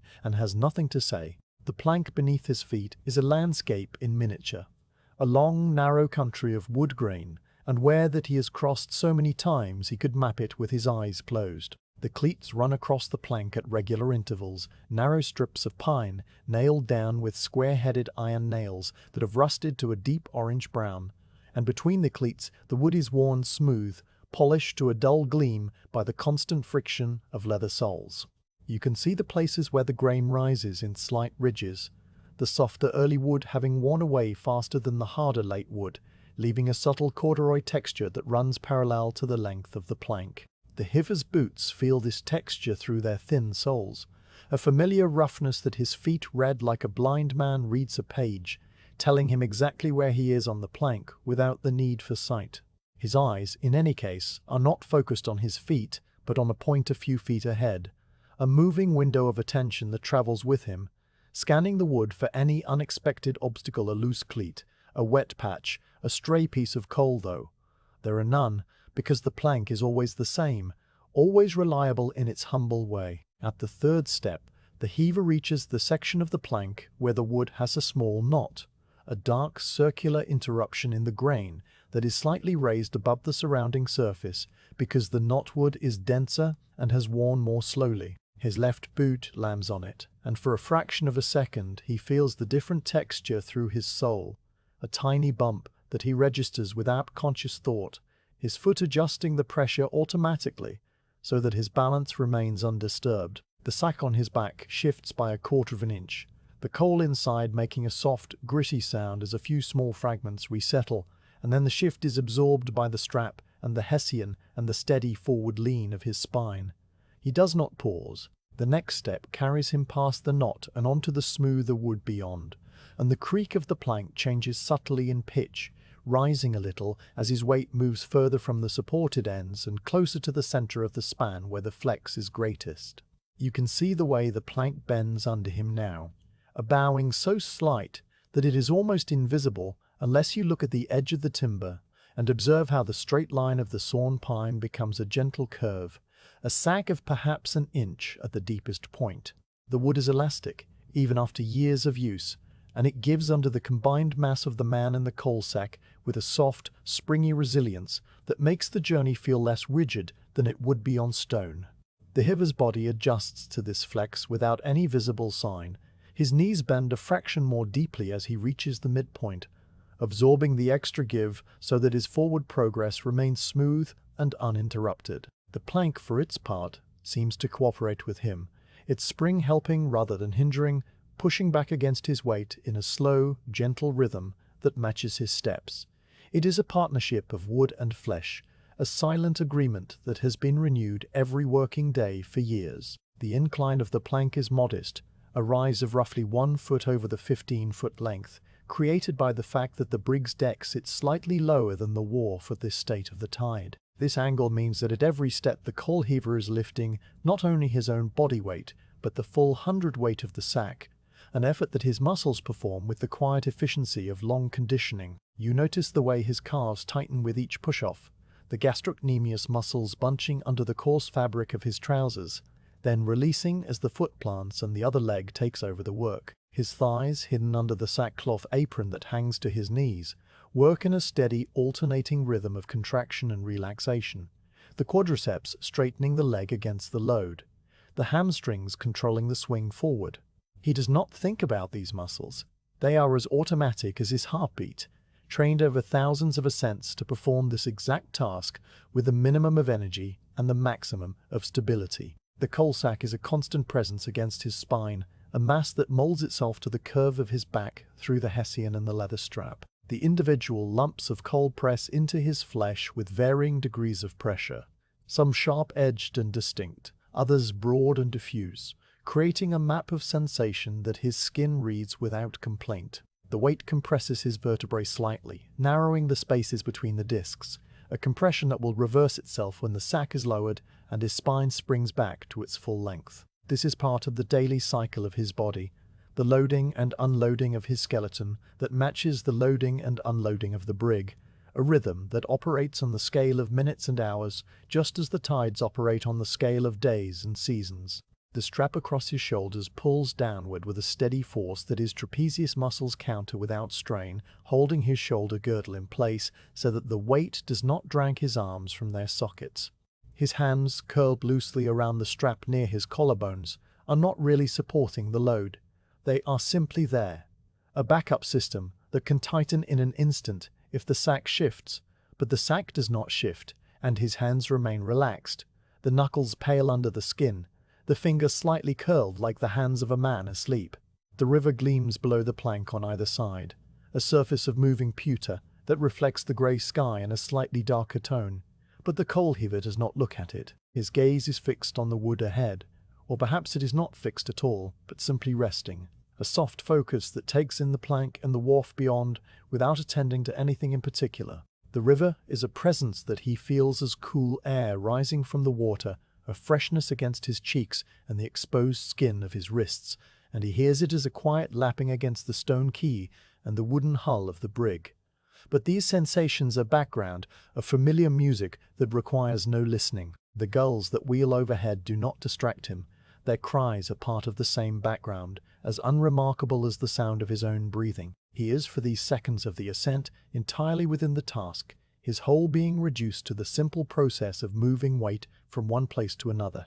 A process that his body knows so well it has become a kind of meditation. The plank creaks again as he passes the midpoint and begins the second half of the crossing, the sound now lowering in pitch as his weight moves away from the center and toward the supported end on the wharf. The flex of the wood decreases, the curve straightening, and his knees bend a little less deeply as the spring beneath him firms and finally becomes solid. His pace remains unchanged, that same steady 10-inch stride that has brought him from the deck to here, and you notice a tiny detail, a loose thread on the hem of his apron that swings with each step, a pendulum of frayed sacking that arcs forward and back, marking the rhythm like a metronome made of cloth. The thread is grey with coal dust, the same grey that coats everything on this wharf, and its tiny movement is hypnotic in its regularity, a small, private dance that no one else observes. His breathing continues in its steady pattern, the exhalation slightly more forceful now as the cumulative effort of the ascent builds in his system. The sheen of perspiration on his forehead has grown a little more noticeable, a fine film of moisture that catches the diffuse light and makes his skin glisten faintly below the brim of his cloth cap. A single bead of sweat forms at his temple, gathers itself slowly, and then runs down the side of his face in a thin, tickling trail that he does not wipe away, because wiping would require a hand and a pause, and the rhythm does not allow for pauses. The bead reaches his jawline and hangs there for a moment, trembling with the vibration of his steps, and then it drops onto the shoulder of his coat, where it is absorbed into the wool and disappears. Another bead forms at his temple, beginning the same slow journey, and you realize that this is part of the cycle too. The constant production and shedding of moisture that keeps his body cool, a quiet, internal rain that falls only on him. He reaches the last cleat on the plank, the one nearest the wharf, and his left boot lands on it with the same solid pressure as the first. The plank creaks one final time, a short, low note that is immediately swallowed by the open air of the quay, and then his right boot swings forward and down onto the stone flag of the wharf, and the sound changes from the dull thud of leather on wood to the sharper click of leather on granite. The transition marks the end of the ascent, the completion of the plank's role in this particular journey, and the coal heaver's body begins the slight adjustments needed for walking on level ground. His forward lean decreases by a degree or two, his stride lengthens very slightly, and the sack on his back resettles with a soft internal crunch as the angle of his spine shifts. He does not pause at the top of the plank, does not straighten up or take a deeper breath. The walk across the wharf is part of the same motion, a continuation that flows directly from the ascent without a seam. The wharf cobblestones are familiar under his boots, their worn surfaces and rounded edges, a terrain he knows as well as the plank, and he follows the invisible path that his own feet have helped to wear into the stone over the years. The path leads straight to the coal pile, a distance of perhaps 20 feet from the plank's end to the edge of the tarpaulin, and he covers it in the same steady, unhurried pace. The coal pile has grown since the morning began, a dark, angular mound that rises to the height of a man's waist and spreads across the canvas in a rough circle, and the new additions have made the surface of the pile uneven, a jumble of sacks lying at various angles where they were dropped. The Heaver stops at the edge of the pile, his feet positioning themselves automatically in the same spot where he has stopped a dozen times already today, and then he bends his knees in that smooth, controlled crouch that he uses to lower the sack. The hundredweight slides from his back along the curve of his spine, the strap loosening as he shrugs his shoulders free, and the sack lands on the pile with a soft, deep thud, coal meeting coal, through the layer of hessian. The sound is the period at the end of a sentence, a small definitive noise that signals completion. He straightens then, and his spine decompresses with an almost audible relief, the vertebrae spreading apart, the discs rehydrating, the muscles of his lower back releasing the tension they have held for the duration of the carry. He rolls his shoulders once, a small circular motion that resettles the joints, and he takes a deep breath. The first full inhalation since he lifted the sack on the deck minutes ago. The relief is real but minimal. A brief interlude of lightness before the next sack is ready, and he does not savor it or lament it. It is simply the rhythm of the work, the alternating pulse of load and unload that beats through his day. He turns, the carrying strap still dangling from his hand, and begins the walk back toward the plank, his body already preparing for the next ascent. And on the deck, the middleman is positioning another full sack, and the filler's shovel scrapes in the hold, and the foreman's pencil scratches another mark in the ledger. Nothing has changed, and nothing will change, and the morning continues in its quiet, grey, steady accumulation of small journeys, each one a replica of the one before, each one a minute portion of the great, slow work that moves the coal from the sea to the land. The coal heaver has made the journey from deck to wharf more times than you've counted, and yet the number of trips does not matter, because the rhythm has now absorbed the individual trips into a single, continuous flow of movement that is less a series of events than a steady state, a condition of quiet, repetitive labor that seems to have no beginning and no end. You watch from your place near the bollard as the same man, or perhaps a different man. They are interchangeable in their caps and aprons and stooped shoulders, crouches beside a filled sack on the deck, threads his arms through the carrying strap, stands with that smooth, leg-driven lift, and steps onto the plank. The creak of the pine sounds, the soft huff of his breathing accompanies each footfall. The plank bows its slight, springy bow, and then he is on the wharf, and the sack is sliding onto the pile with a thud that merges into the previous thud, and the next. The foreman's pencil scratches a mark in the ledger, and the middleman is already dragging another sack toward the plank end, and the filler's shovel scrapes and grinds down in the dark hold, and everything repeats without repeating, because no two trips are exactly alike, even though they are all the same.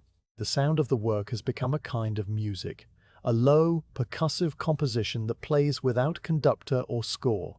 Its instruments, the wooden plank, the stone wharf, the iron shovel, the leather boots, the shifting coal, the breathing men. The plank creaks with a voice that varies slightly from trip to trip depending on where the heaver places his feet, a note that is sometimes a middle C of groaning pine, and sometimes a slightly flatter C-sharp, a microtonal variation that only someone listening very closely would detect. The boots make a different sound on the deck than on the plank than on the stone, a progression from dull thump to hollow creak to sharp click that marks the stages of each journey like the movements of a small, wordless symphony. The shovel scrapes in the hold with a gritty, grinding rhythm of its own, a sound that pauses briefly between each sack as the filler ties the cord and heaves the load onto the combing, then resumes without hurry. These sounds overlap and interweave, the creak of one trip beginning before the thud of the previous trip has finished, so that there is always something happening, always a note sounding, and yet the overall effect is not of noise but of texture, a sonic fabric as smooth and even as the grey sky overhead. You let the sounds wash over you without trying to separate them, and you find that your own breathing has fallen into a pattern that matches the slow, steady beat of the work. Your chest rises with the heaver's inhalation as he lifts the sack, holds for a moment as he crosses the plank, and falls with the soft thud of the coal onto the pile. This synchronization is not deliberate. It simply happens, your body joining the rhythm of the wharf as naturally as a boat rises and falls with the swell. The gulls have noticed the activity and have begun to circle overhead with lazy, opportunistic interest, their wings held stiff against the grey sky, their heads turning from side to side as they watch for anything edible that might appear, though nothing does. Their cries are infrequent and soft, a mewing note that blends with the plank's creak and the shovel's scrape to add another layer to the quiet music of the morning. The coal pile on the tarpaulin grows by increments that are individually invisible, but cumulatively undeniable, a slow, dark swelling that rises from the canvas like dough proving in a bowl. Each sack adds its hundredweight of black stone to the mass, and the shape of the pile changes with each addition, lumps and hollows forming and reforming as the sacks land at slightly different angles, their bulging sides creating a landscape of hessian and coal that shifts like a slow-motion dune.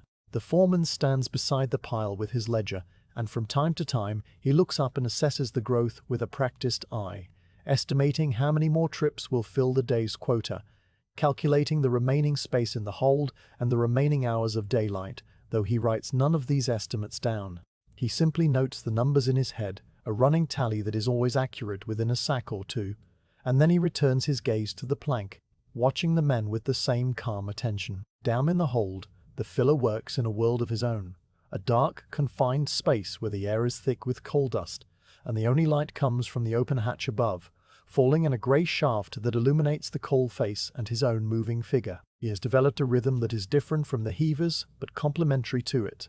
A cycle of scoop and lift and tie and heave that produces a filled sack every few minutes with the regularity of a clock. His shovel bites into the coal with a sound that has become so familiar to you that you can track his progress by it. The scrape and crunch, the pause, the soft grunt of effort as he lifts the full sack to the combing. He does not hurry because hurrying would break the rhythm, and the rhythm is everything. It is the mechanism that turns 100 weight of coal into 100 weight of coal, a day of work into a day of work. In the dim light, his face is a mask of grey dust, his eyebrows and eyelashes coated with fine black powder, his cap dusted like a miller's with dark flour, and he blinks slowly from time to time to clear his vision. A small, unhurried motion that is the only sign that he is aware of the particles floating in the air around him. The middleman on the deck occupies the space between the filler and the heaver, a pivot point in the slow machinery of the morning. His work is less strenuous than the other two, but no less essential. He receives the sacks from the hold, swings them onto the deck, loosens the cord, positions the carrying strap, and ensures that everything is ready for the heaver's arrival. He moves with a rolling, balanced gait that comes from years of working on unstable surfaces, his feet planted wide on the deck planks, his knees slightly bent to absorb the gentle rocking of the brig. Between sacks he stands quietly, his hands resting on the bulwark or tucked into the pockets of his apron, his face turned toward the river with an expression of calm vacancy that is not boredom but something closer to contentment.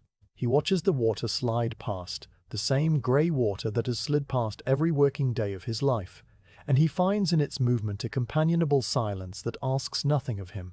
When the next sack appears at the hatch combing, he turns and takes it without any visible transition from rest to work, as if the two states are simply different positions of the same quiet existence. You notice the small variations that occur naturally as the morning wears on, the tiny deviations from routine that keep the work human. The coal heaver pauses once at the top of the plank to wipe his forehead with his sleeve, a single efficient motion of wrist against brow that interrupts his rhythm for no more than 2 seconds. Another heaver, taking a turn while the first recovers, walks with a very slight limp in his left leg, a favouring of the right that makes the plank creak in an uneven pattern, the sound staggered instead of smooth. No one remarks on this limp.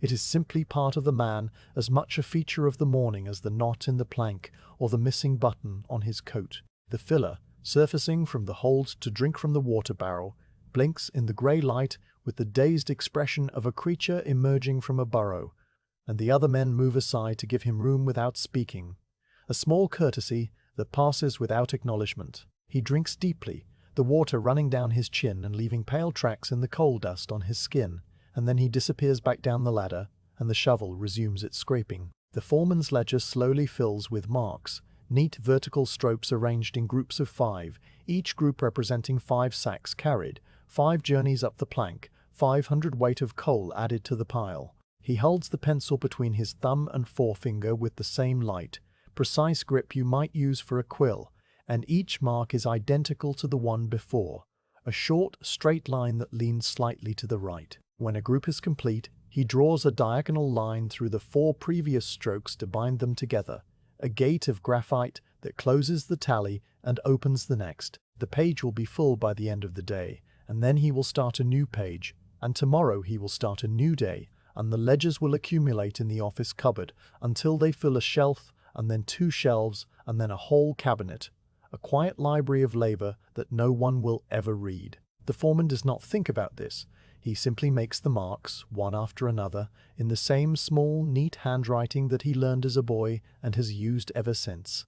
Time passes without measure on the wharf, marked not by clocks, but by the slow movement of the grey sky, the gradual growth of the coal pile, and the incremental deepening of the hollow in the brig's hold. The tide continues its slow ebb, the water level dropping inch by inch along the stone quay, and the angle of the plank changes imperceptibly as the brig settles lower in the water relative to the wharf. What was a gentle incline at the start of the morning has now become a slightly steeper rise, a change of a degree or two that the heaver's body registers in the extra effort required of his calves and thighs, though he makes no comment and no complaint. He simply leans a little further forward, adjusts his stride by a fraction of an inch, and continues the same steady progress, his body a self-correcting machine that adapts to the changing conditions without conscious command.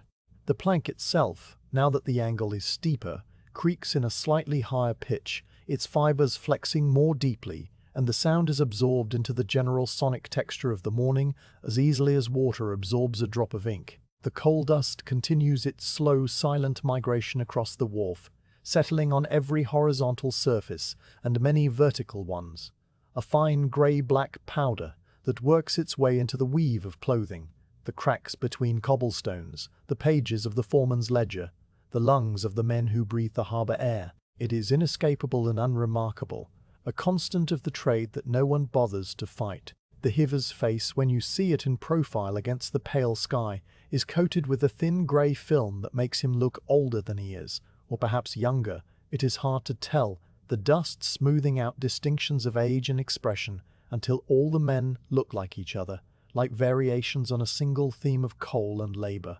When one of them smiles, which happens rarely and without obvious cause, his teeth flash white against the grey, a startling reminder of the human inside the dust, and then the smile fades and the grey closes over again. The morning stretches toward noon, though you would not know it from the sky, which remains a uniform pale grey without any brightening to mark the sun's passage behind the clouds.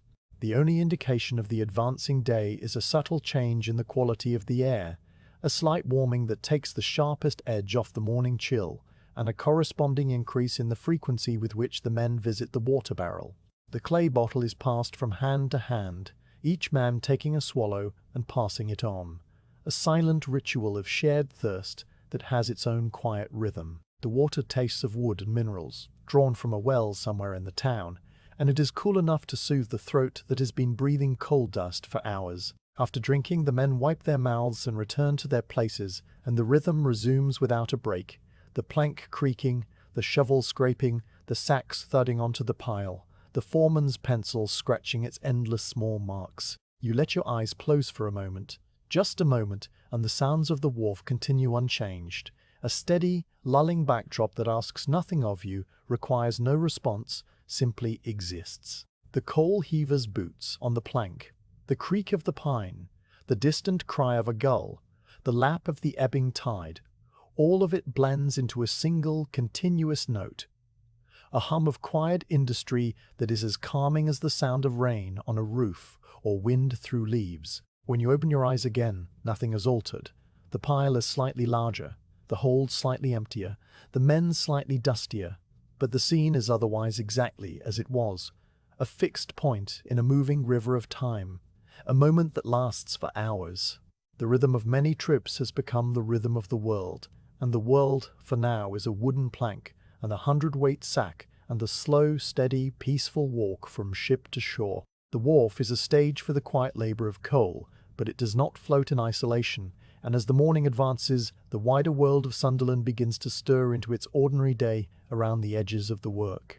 You become aware of this gradually, the way one becomes aware of a room growing lighter, through a slow accumulation of small sensations that are not central to the task, but that fill out the background with a soft, living texture.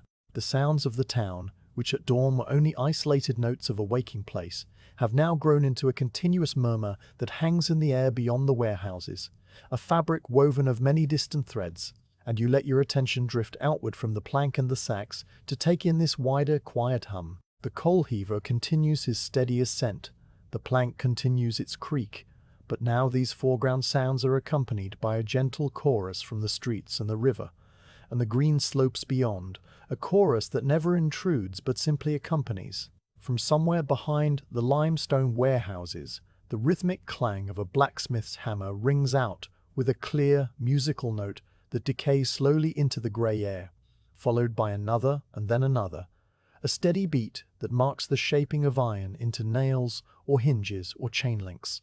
The smithy is a few streets back from the quay, tucked into a narrow lane that slopes down toward the fish market, and though you cannot see it, you can imagine the dark interior, the orange glow of the forge, the bellows sighing as an apprentice works the long wooden handle up and down. The hammer falls with a regularity that matches the rhythm of the plank, as if the smith and the coal heaver were moving to the same slow pulse, and between the hammer strokes you can sometimes hear the fainter ring of a smaller hammer, the smith's striker, tapping out a different cadence on a smaller piece of metal.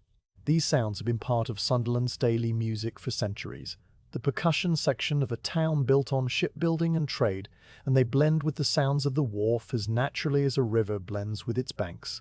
A cart passes along the quay road behind you, its iron-rimmed wheels grinding against the cobblestones with a low continuous rumble that you feel in your feet as much as you hear it in your ears. The carter sits on a board laid across the shafts, his long whip resting idle across his knees, and the horse walks with a slow, patient plod that speaks of many miles still to go. The cart is loaded with barrels, their wooden staves pale and new and bound with bright iron hoops, and they shift slightly with each jolt of the wheels, making a hollow liquid sound that suggests they are empty, bound for the brewery or the cooper's yard to be filled. The carter glances at the wharf as he passes, sees the coal heavers at their work, and raises a hand in a gesture that is less a wave than a simple acknowledgement of existence, one working man to others. The coal heaver, who is on the wharf at that moment, does not pause in his stride, but raises his chin a fraction in return, and then the cart is passed, and its rumble fades into the general murmur of the town. You turn your gaze from the quay road to the river itself, which has by now become a modest thoroughfare of small boats moving on the grey water. A wherry slides past the collier brig, its single sail set, and drawing in the light breeze that has sprung up with the advancing morning. A sail the colour of old cream, with a dark patch sewn into one corner. The wherryman sits at the tiller with one hand, the other holding a clay pipe that sends a thin stream of smoke trailing behind him like a farewell, and he watches the brig and the wharf with the casual interest of a man who has seen this scene 1,000 times and finds it neither remarkable nor tedious. Simply there. The wherry's bow wave is a small crisp V of ripples that spreads across the river and laps gently against the stone quay a few moments later. A series of tiny slaps that are too small to disturb anything, but add another layer to the water's quiet voice.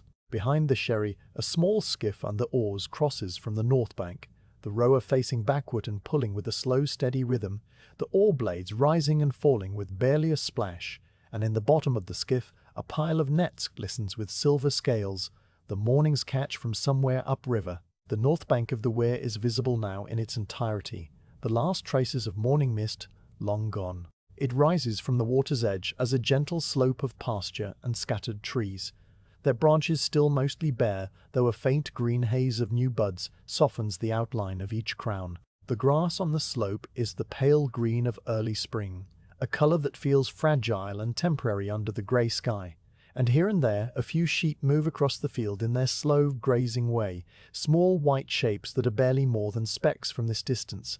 A hedgerow runs along the top of the slope, a dark line of hawthorn and blackthorn that marks the boundary of a field.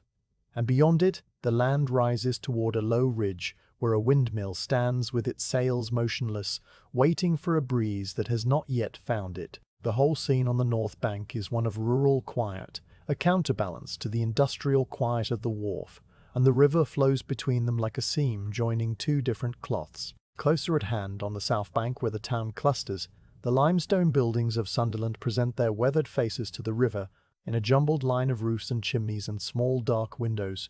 The stone is a warm grey in some lights, but under this overcast sky it has taken on a cooler tone, a shade that is almost lavender where the shadows fall in the crevices between the blocks. Many of the buildings are warehouses like the one behind you, their ground floors opening directly onto the quay through wide wooden doors, but further along the bank there are dwellings too, houses of 2 or 3 stories with narrow frontages and steep pitched roofs of dark slate. Washing hangs from a line strung across an upper window of one house, a row of pale shirts and aprons that move slightly in the same light breeze that fills the wherry's sail, a domestic detail that softens the industrial face of the waterfront. No one is visible at the windows, but the presence of the washing speaks of women and children inside, of meals being prepared and floors being swept, of lives that run parallel to the lives of the men on the wharf. A church bell chimes the hour from somewhere in the center of town, a single sonorous note that rings out over the rooftops and rolls across the river, then falls silent. You count the strokes without meaning to. 9. The morning is advancing, though the grey sky gives no sign of the sun's position, and the bell's note hangs in the air for a long moment before it is absorbed by the other sounds of the town. After the bell, you notice the fainter sound of a dog barking, a small percussive sound that comes from the direction of the bridge and is answered by another dog somewhere closer, a brief conversation of barks that rises and then subsides into silence. Gulls continue to wheel above the river, their numbers slowly increasing as the day warms and the opportunities for scavenging increase, and their cries now have a more purposeful edge, a wheeling, mewing call that carries clearly across the water. The coal heavers pay none of this any attention. Their world has contracted to the plank and the sack and the pile, a small circle of focused effort that excludes the wherry and the cart and the chiming bell, though all of these things are present and would be noticed if they were to change or stop. The filler continues to shovel in the hold, his rhythm unwavering, and the middleman continues to swing the sacks onto the deck and position the strap. The plank continues to creak under each ascending boot, a sound so constant and so regular that it has become less a noise than a silence, a baseline against which the other sounds of the world are measured. The coal heaver whose turn it is to carry continues his slow, leaning walk, his face a mask of grey dust and concentration, his breathing steady and deep. The wider world exists around him, but not for him. He is in it, but not of it, a figure in a painting that is full of other details, but is really about him and his labour. The view from the top of the plank, if you were to stand there and look out rather than down at your feet, would take in the whole sweep of the river from the bridge upstream to the harbour mouth downstream, a panorama of water and stone and green that has been the same view for generations. Upstream, the iron bridge arches over the wear, in a single graceful span, its structure a web of dark metal against the pale sky, and on the bridge a few figures are walking, their shapes small and indistinct, their pace leisurely. Below the bridge, the river narrows slightly and then widens again as it approaches the walls, its surface ruffled here and there by the breeze into patches of darker grey. Downstream toward the harbour mouth, the river bends to the left and disappears behind a point of land where a few more masts are visible. The ships at anchor waiting for their turn at the quay. Beyond the point, invisible but present, lies the North Sea, a vast grey expanse that stretches to horizons no one on this wharf will ever see. And it is from that sea that the collier brig has come, carrying its load of ancient stone to be burned in the lime kilns and glassworks and hearths of the town. The coal dust continues its quiet, pervasive work. It has settled on the limestone face of the warehouse, darkening the stone in a gradient that runs from black at the base to nearly clean at the roofline, a record of years of loading and unloading. It has coated the iron mooring rings with a fine grey film that makes the rust underneath seem deeper and older. It has powdered the surface of the river near the wharf, where the spillage from the sacks has fallen over the years, leaving a dark slick that floats on the water and slowly disperses with the current. It has even reached the washing on the line across the river, though you cannot see it from here. The women of the waterfront know to bring the laundry in before the coal heavers start their day, or else to accept a faint greying of the white linens as part of the cost of living by the wear. The dust is not a nuisance in this world. It is a fact, like the tide or the weather, something that is simply there and must be accommodated without complaint. You notice that the light has changed slightly, though the sky remains uniformly grey. The quality of the illumination has shifted from the flat, directionless grey of early morning to a slightly brighter grey that suggests the sun is now higher behind the cloud, its light filtering through the overcast in a more intense diffusion. This change is so subtle that you might not have noticed it if you had not been standing here for so long, but it is there. The shadows, which before were entirely absent, have now begun to appear as faint, soft-edged pools of slightly darker grey at the base of the bollards and under the eaves of the warehouse. The world has regained a small measure of dimension, a hint of the third axis that was missing in the flat light of dawn, and objects now stand out from each other with a little more clarity. The coal pile, which earlier was a dark, shapeless mound, now shows individual contours, the folds of the Hessian sacks, the angles of the coal chunks pressing against the fabric. The men's faces, under their grey coating, show the fine lines of age and weather that were invisible before. The breeze that has sprung up with the advancing day is a light, fitful thing, barely strong enough to move the loose corner of a tarpaulin or stir the hair on a man's forehead. But it brings with it a subtle change in the air. The scent of the river, which was dominant in the still dawn, now mingles with other smells carried from the town, the warm, yeasty aroma of a bakehouse somewhere near the bridge, the sharper tang of a tannery further upriver, the faint, sweet smell of horse manure from the cart that passed earlier. These scents are not strong enough to be unpleasant. They simply add complexity to the air, a layered olfactory map of the town's activities. The coal dust smell remains the base note, that dark, earthy, ancient scent that speaks of forests buried for millennia, but it is now accompanied by a top note of salt from the harbour and a middle note of wood smoke from the chimneys that have begun to emit their first thin plumes of the day, the household starting their cooking fires for the midday meal. On the wharf itself, the rhythm of the coal carrying continues without pause, but within that rhythm there are small accommodations to the changing conditions. One of the heavers has removed his coat, hanging it on a peg driven into the warehouse wall, and works now in his shirt sleeves, the cotton grimy and damp with sweat. Another has rolled his apron up into a thick pad at his waist, finding the full-length sackcloth too warm now that the morning chill has gone. The water barrel is visited more frequently, the tin cup passing from hand to hand in a silent circuit, and the foreman has loosened his own collar, the top button of his shirt undone, to reveal a pale strip of throat above the dust line. These adjustments happen without discussion, as natural and unremarked as the changing angle of the plank with the tide, and they mark the slow passage of the morning toward its middle. Beyond the warehouses, the town now fully awake, you hear the creak and clatter of the fish market, a sound that rises and falls in waves as customers arrive and depart, as baskets are filled and emptied, as the day's catch is laid out on stone slabs and haggled over by the women who run the households of the waterfront. The market is only a few streets away, and its noise is a cheerful, chaotic counterpoint to the steady rhythm of the wharf voices calling out prices, the slap of wet fish on wood, the jingle of coins, the barking of a dog that has followed its owner and hopes for scraps. The coal heavers do not seem to hear it, or if they hear it, they give no sign, their attention fixed on the plank and the sack and the pile. But you hear it, and you find that the distant liveliness of the market makes the quiet of the wharf seem deeper and more peaceful by contrast, a pocket of calm within the bustle. You let your gaze travel back along the river, downstream toward the harbour mouth, and you see that a second collier brig has appeared, just rounding the bend under a single jib sail, its hull dark and its masts bare, a sister ship to the vessel moored beside you.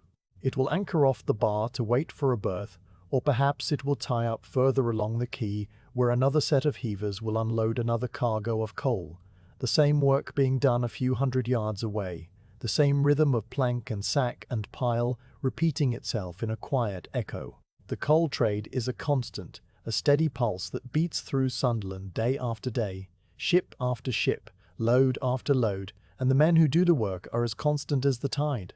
Their labour a quiet, unending cycle that keeps the town warm and the industries burning. The foreman closes his ledger for a moment and looks up at the sky, though there is nothing to see there but grey. He is gauging the hour, estimating the remaining work, planning perhaps for the midday break when the men will stop to eat their bread and cheese and rest their backs against the warehouse wall. The coal pile is now a substantial mound, higher than a man's waist and spreading across the tarpaulin in a dark angular mass, and the hold of the brig is visibly emptier, the coal level now well below the deck beams. The morning is half gone, though it feels both longer and shorter than that, time stretched and compressed by the steady rhythm of the work. You shift your weight from one foot to the other, feel the solid stone of the quay beneath your soles, and let the quiet, layered world of the harbour wash over you, a slow, calming current of sound and scent and grey, gentle light. The morning has long since folded into the afternoon while you watched, and the grey light that filled the sky has begun a slow, subtle shift toward a softer, paler tone that speaks of the day's eventual end without announcing it in any dramatic way. The coal heavers move with the same quiet purpose they have shown since dawn, yet their pace has settled into something even more measured, a rhythm that feels less like a drumbeat and more like the slow, steady breathing of a man at rest. The plank still creaks under their boots, the sacks still thud onto the pile, but the intervals between these sounds have stretched, the pauses growing slightly longer as the workday enters its final phase. You notice that the men pause now at the water barrel for a moment longer than they did at midday, standing with the tin cup cradled in their dusty hands and their eyes gazing out across the grey river without any particular intent, simply letting the cool water and the cool air settle the dust in their throats before they turn back to the dwindling work. No one hurries because there is nothing to hurry toward. The end will arrive when it arrives, and until then there is only the familiar weight of the sack and the familiar creak of the pine. When you glance into the open hatch of the collier brig, you see a different scene from the one that filled the hold this morning. The black mass of coal that once pressed close against the deck beams has shrunk into a low, dark mound in the center of the hull, its surface now far below the level of the hatch coaming, and the filler's shovel no longer bites into a solid wall of stone, but scrapes across a thinning layer that exposes the bare planking of the ceiling beneath. The filler himself can now stand fully upright in the space, his head no longer brushing the beams, and he walks across a wider patch of bare wood to gather the last scattered chunks into piles for his shovel. The air in the hold, which was thick and close in the morning, has thinned slightly with the removal of so much coal, and the grey shaft of light from the hatch falls further into the space, illuminating the ribs of the ship and the dark streaks of coal dust that coat every surface. The filler's movements have taken on a slower, more deliberate quality, not from exhaustion, but from the natural winding down of a task that is nearly complete, and he takes an extra moment to tie the cord on each sack, his fingers moving with the same care they showed in the first hour. On the deck, the middleman no longer needs to swing the sacks with the same continuous rhythm because the supply from below has slowed, and he stands for longer periods between loads with his hands resting on the bulwark, watching the river's surface ripple under the light breeze that has persisted all day. His apron, which was pale sacking in the morning, is now a uniform dark grey, and his face carries the same fine coating of dust that marks all the men on the wharf, a mask that makes his expression unreadable, except for the small movements of his eyes as he tracks the progress of the work. He has loosened the buckle on the carrying strap, knowing that the final sacks will need less adjustment, and the lever lies on the deck in a loose coil that he nudges with his toe from time to time, an idle gesture that speaks of a mind at ease. The brig herself, with her hold nearly empty, rides higher in the water than she did at dawn, her waterline now showing a strip of clean wood that was previously submerged, dark and wet and glistening in the pale light where the river has polished the hull for years. The coal pile on the wharf has grown into a substantial dark mound that spreads across the tarpaulin in a rough, angular shape, its surface a jumble of Hessian sacks and loose coal that are spilled from the occasional torn corner. The foreman stands beside it with his ledger open, and you see him add the final marks to a row of tally strokes, the pencil scratching softly as it draws a diagonal line through the 4 vertical strokes that make a complete group. He pauses then, looks at the page with a calm appraising eye, and then looks up at the hold of the brig, estimating the remaining loads with a glance that is accurate to within a sack or two. He does not close the book yet, but he shifts his weight onto one foot and tucks the pencil behind his ear, the stub of graphite now worn down to a length that barely protrudes above his temple, and he watches the final phase of the unloading with an expression that holds no emotion beyond a quiet acknowledgement of a task nearing its conclusion. The day has been a good one, which is to say an ordinary one without mishap or delay, and the tally in his book will match the tally in the ship's manifest with the precision of long practice. The late afternoon light has changed in a way that is almost imperceptible if you are not paying close attention, a shift that has crept across the sky so gradually that you cannot say when it began, only that it is now here.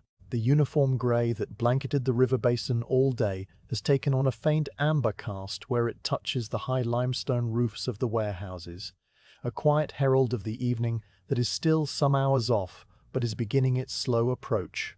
The shadows, which were absent in the morning and only hinted at in the midday, have now grown slightly longer and slightly deeper, pooling at the base of the bollards and stretching across the cobbles and soft-edged shapes of charcoal grey. The river, which reflected the pale sky all morning like a sheet of pewter, now reflects a slightly warmer tone, a grey that carries the faintest hint of brown where the light catches the moving surface. You notice these changes not as events but as a gentle, steady progression, the same way you might notice the slow movement of the hour hand on a clock, a change that is only visible when you look away and then look back. The tide has turned while you were watching the coal pile grow, and it is now flooding, pushing back up the river with its silent, powerful lift, a movement that reverses the flow of the Wear and raises the water level inch by inch. The collier brig rises with it, her hull lifting against the wharf fenders that squeak softly with the pressure, and the mooring ropes that were taut in the morning have slackened slightly, their fibers relaxing as the gap between ship and shore changes. The incline of the plank has eased with this rise. What was a steady climb for much of the day is now an almost level walk, the angle so shallow that the Heaver's forward lean is barely perceptible, and his calves and thighs register this small mercy in the reduced strain of each step. The plank itself creaks in a lower, softer register now, its fibers flexing less deeply under the shifting geometry of ship and shore, and the whole structure feels more settled, more at peace, as if the wood itself knows that the day's work is drawing to a close and can finally begin to relax. The workers sense the approaching end not by any signal or command, but by the simple arithmetic of the dwindling coal in the hold and the growing pile on the wharf. Their movements have taken on a subtle quality of wrapping up, of finishing, a gentle deceleration that is visible in the way they straighten between loads and let their shoulders roll back, in the way they exchange a few quiet words that were not spoken in the busier hours. One man leans against the warehouse wall and unwraps a cloth bundle that holds a piece of bread and a sliver of cheese, eating slowly while he watches the last few sacks emerge from the hold, his chewing unhurried and his gaze distant.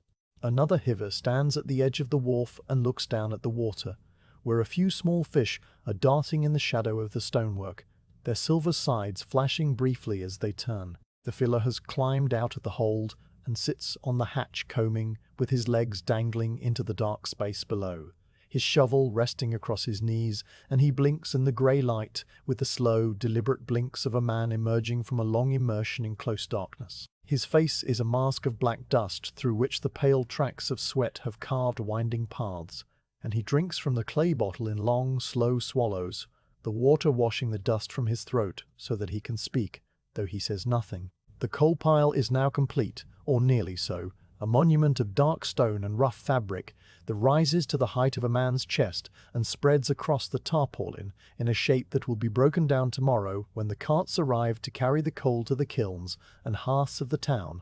The foreman closes his ledger with a soft thump of leather on paper and slips the pencil into the spine, the book now a complete record of the day's labour, each mark representing a journey up the plank, 100-weight, lifted and carried and delivered. He looks at the pile with the same calm, appraising gaze he uses for everything, and then he looks at the men, who are now gathered loosely near the water barrel, and he gives a small, almost invisible nod, an acknowledgement that the work is done and done well.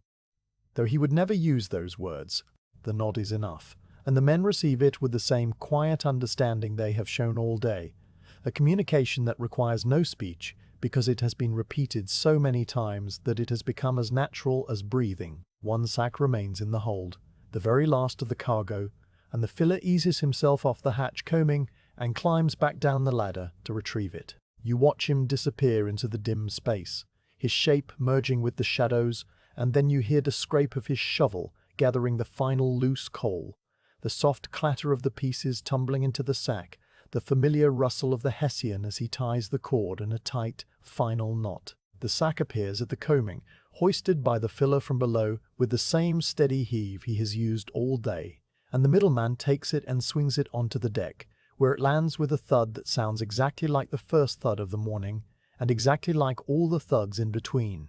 The carrying strap is looped around it, the buckle tightened to the same hole it has used for the last dozen sacks, And then the coal heaver approaches, his cap pulled low, and his apron grey, and his boots cracked and worn, and he crouches beside the sack and takes a slow, steady breath.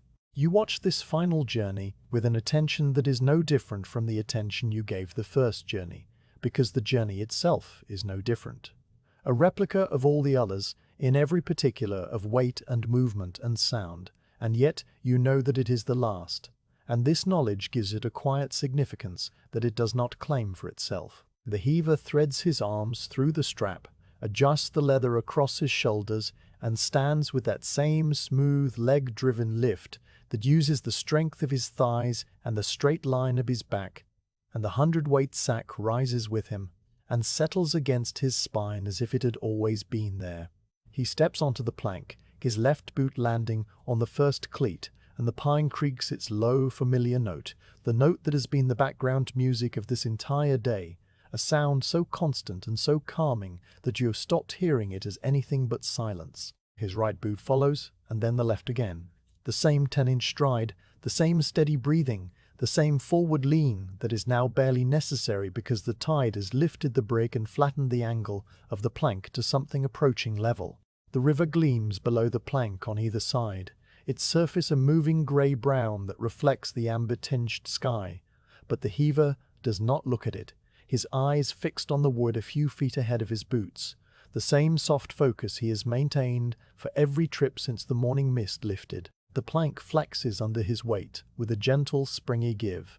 The same give it has offered all day, and his body adjusts to it automatically, his knees bending a fraction more at the center and then straightening as he moves toward the wharf. The cleats pass under his feet one after another, their worn surfaces familiar to his soles, and then he is stepping off the plank and onto the stone flags, and the sound changes from the dull thud of leather on wood to the sharper click of leather on granite, the same transition that has marked the end of every journey. He walks the short path to the coal pile, a path worn into the cobbles by his own feet and the feet of the other heavers, and he stops at the edge of the peak, where a space has been left for this final sack. Then he bends his knees and lowers the hundredweight, letting it slide from his back along the curve of his spine, the strap loosening as he shrugs his shoulders free, and the sack lands on the very top of the pile with a soft, final thump, coal meeting coal through the layer of hessian.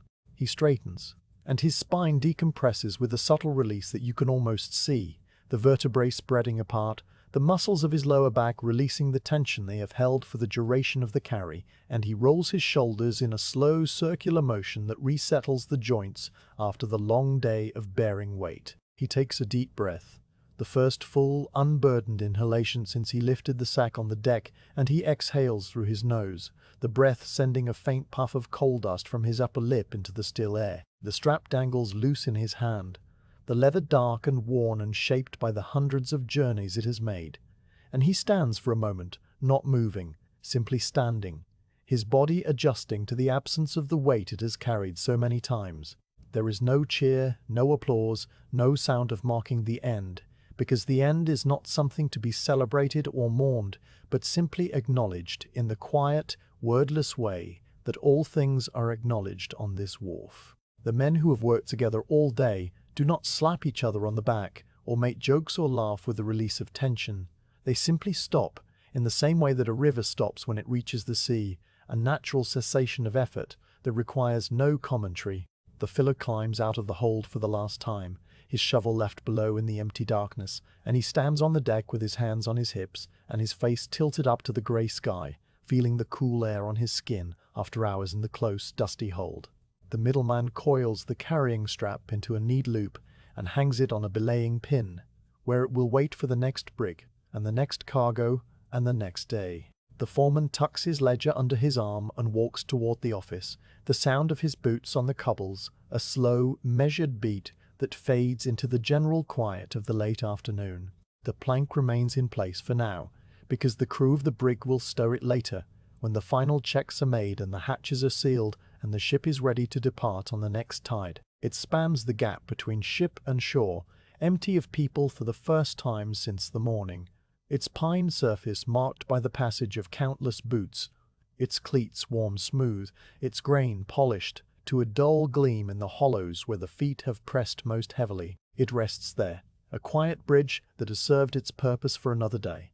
And the creaking has stopped, and the flexing has stopped, and the soft, springy give that absorbed the weight of the men and their sacks has settled into stillness. The plank is at rest, like the men, like the brig, like the coal pile that sits in a dark, silent mound on the tarpaulin, 100 journeys worth of ancient stone, waiting for the carts that will come in the morning. The light continues its slow fade toward evening, the faint amber on the high roofs deepening slightly while the lower streets fall into a soft, grey shadow that carries the first hint of the coming dusk. The river slides past with its quiet, constant movement, the tide still flooding, the water still rising, and the gulls that have wheeled overhead all day have begun to settle on the rooftops and the yard arms, their wings folding and their heads tucking into their breast feathers as they prepare for their own rest. The town beyond the warehouses has softened its noise, the clang of the smithy fading, the rumble of carts growing less frequent, the voices of the fish market now silent as the stalls are packed away. A quiet satisfaction, wordless and calm, settles over the wharf like a blanket, as natural and unforced as the ebbing of the tide or the slow advance of the evening. The final sack has settled onto the peak of the coal pile with that soft, deep thud that you have heard so many times throughout the day. And now the wharf begins its slow, quiet transition from a place of labor to a place of rest. No bell rings to mark the change. No voice calls out an ending. The work simply ceases in the same undramatic way that a breeze dies down or a tide turns, a natural conclusion that requires no announcement. The men stand for a moment in their various places, their bodies still carrying the memory of the weight they have borne, their ears still attuned to the creak of the pine and the scrape of the shovel, and then they begin the small, unhurried rituals of departure. You watch as the coal heavers gather their few belongings from beside the warehouse wall. A folded coat, a clay bottle now empty, a canvas bag that holds the remains of a meal. These items are picked up with the same slow, deliberate movements that characterized their work. No haste in the fingers that tie a bundle or sling a strap over a shoulder. The dust that coats their faces and hands and clothes seems to soften their outlines in the fading light, making them look like figures in an old painting, part of the wharf itself. The foreman has returned to the small wooden office, and through the dusty window you see him place the ledger on a shelf already crowded with identical ledgers, their spines dark and worn. He takes the stub of pencil from behind his ear and puts it into a clay pot that holds several other stubs, each one too short for any hand but his. He pauses to stretch his shoulders, a single slow roll that travels from his neck to his lower back, and then he reaches for his coat, a heavy wool garment that hangs from a peg by the door. He puts it on without hurry, fastening the buttons one by one, and then he extinguishes the lantern with a soft puff of breath, the orange glow disappearing and leaving the office in grey shadow. The door opens with its familiar creak, and he steps out onto the cobblestones, pulling the door closed behind him and giving the latch a gentle push to make sure it catches. He does not look back at the coal pile or the brig or the plank. His day is complete, and his mind is already moving toward his home and his supper and his bed. His footsteps fade along the quay in the direction of the town, a slow, steady beat that is the last you will hear of him until tomorrow. On the deck of the collier brig, the crew have begun their own quiet routines. 2 men lift the heavy plank from its resting place on the wharf, walking it back across the gap to the ship, with the same careful shuffle they used in the morning. The pine board, which has borne the weight of so many journeys, is now light in their hands, its surface pale against the darkening sky, its cleats casting tiny shadows across its own grain. They set it down on the deck planks and lash it against the bulwark with a few turns of rope, the hitches tied with the same practiced ease, and then the plank is simply a part of the ship again, indistinguishable from the other timbers, waiting for its next use. The hatch covers are lifted back into place one by one, the heavy boards settling into their grooves with a series of soft, hollow thumps that echo faintly in the empty hold below. A man spreads the tarred canvas over the seams and tucks it in with a wooden fid, sealing the dark space where the coal had been, and then the deck is whole again, a smooth expanse of worn timber that shows no sign of the day's work beyond the dust that will be swept away by the morning watch. The mooring lines remain in place for now, because the brig will not sail until the next tide, but a deckhand checks their tension with a calm, expert hand, feeling the slight slackness brought by the rising water. He adjusts a hitch on the stern line, pulling it a fraction tighter, and then he straightens and looks out across the river, where the last light of the afternoon is beginning to soften into the first hint of evening. His face is as weathered and as calm as any of the faces on the wharf, and he stands there for a long moment, doing nothing, simply watching the water move in its slow, endless current, the same water that has borne this brig and 1,000 others along this same stretch of river. Then he turns away and disappears down the companionway, and a few moments later the warm glow of a lantern lights the small windows of the deckhouse, a sign that the men aboard are settling in for their own rest. The coal heavers have not left all at once, but in a slow, gradual dispersal, each man departing at his own pace and in his own direction. You see one walking up the lane toward the bridge, his silhouette a dark shape against the pale limestone of the buildings, his shoulders still slightly stooped from the day's burden, his stride slow but steady. Another man lingers by the water barrel, rinsing his face and hands with the last of the water, the liquid running black over his skin and dripping onto the cobbles in dark, spreading spots. He dries himself on a rack that hangs from the barrel's hoop, a scrap of old sacking that is itself grey with dust, and then he tosses the rag back and follows the others, his boots sounding the same slow rhythm on the stone. A third heaver stands alone at the edge of the wharf for a minute or two, looking down at the river, where the reflections of the buildings are beginning to appear as wavering shapes on the dark water, and he seems to be thinking of nothing at all, or perhaps of something too quiet to put into words.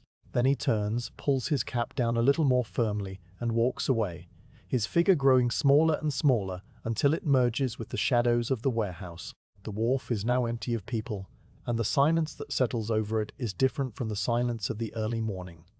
That earlier silence was a waiting silence, a held breath that anticipated the arrival of the brig and the beginning of the work. This evening's silence is a completed silence, a silence that follows effort and precedes rest, full and deep and entirely at peace. The coal pile sits in a dark, angular mound on the tarpaulin, its hessian sacks catching the last of the grey light in dull, dusty folds, and the loose coal at its base glints faintly where the facets of bitumen catch the pale glow of the sky. The pile will be loaded onto carts tomorrow, taken to the lime kilns upriver or the glassworks near the harbour, but for now it is simply a monument to the day's labour, a quiet, black shape that asks for nothing and receives only the settling dust. A gull lands on the peak of the pile, its webbed feet gripping the rough fabric, and it pecks once at a loose thread before tucking its head under its wing and preparing to sleep there, a white shape against the dark coal. You let your gaze travel across the wharf, taking in the small details that the departing men have left behind. The carrying strap hangs from a wooden peg driven into the warehouse wall, its leather dark and supple, and shaped by the many backs it has crossed. The clay water bottle, now empty, rests on its side near the bollard, where someone set it down for the last time. A forgotten cap, a simple thing of grey wool, lies on the cobbles near the edge of the quay, and you wonder briefly if its owner will miss it in the morning and come back to find it, or if it will remain there until the wind carries it into the river, or some other hand picks it up. These small objects, scattered across the wharf, are the only evidence that people were here, that a day was spent, that 100 journeys were made up and down the plank. They will be joined tomorrow by new objects, new caps and bottles and straps, and the cycle will continue in its quiet, patient way. The late afternoon has now given way to the early evening, a transition that is marked not by any sudden change, but by a gradual deepening of the grey light into something softer and dimmer, a shift that you feel as much as you see. The amber tint that touched the high roofs an hour ago has spread lower, colouring the entire sky with a faint, warm glow that speaks of the sun setting somewhere far behind the overcast, invisible but still present. The river, which was a moving sheet of grey all day, now takes on a slightly different character. Its surface reflects the warmer tones of the sky, but beneath the reflections the water itself is darkening, becoming a deep, cool grey that is almost black, where the shadows of the wharf fall across it. The tide, still flooding, pushes gently against the stone quay with a sound that is barely more than a whisper. A soft, continuous lapping that seems to be slowing as the river reaches its fullness. Even the water appears to be resting, its current losing its purposeful ebb and flow as it reaches that point of slack fullness, where the sea and the river meet in a temporary equilibrium. The town beyond the warehouses is quieting too, its daytime noises fading one by one. The smithy's hammer has been silent for hours, and the last of the carts has rumbled away into the side streets. The fish market, which filled the late morning with its cheerful clamour, is now a bare expanse of stone slabs and empty baskets, swept clean and waiting for the next dawn. From somewhere in the distance, a single,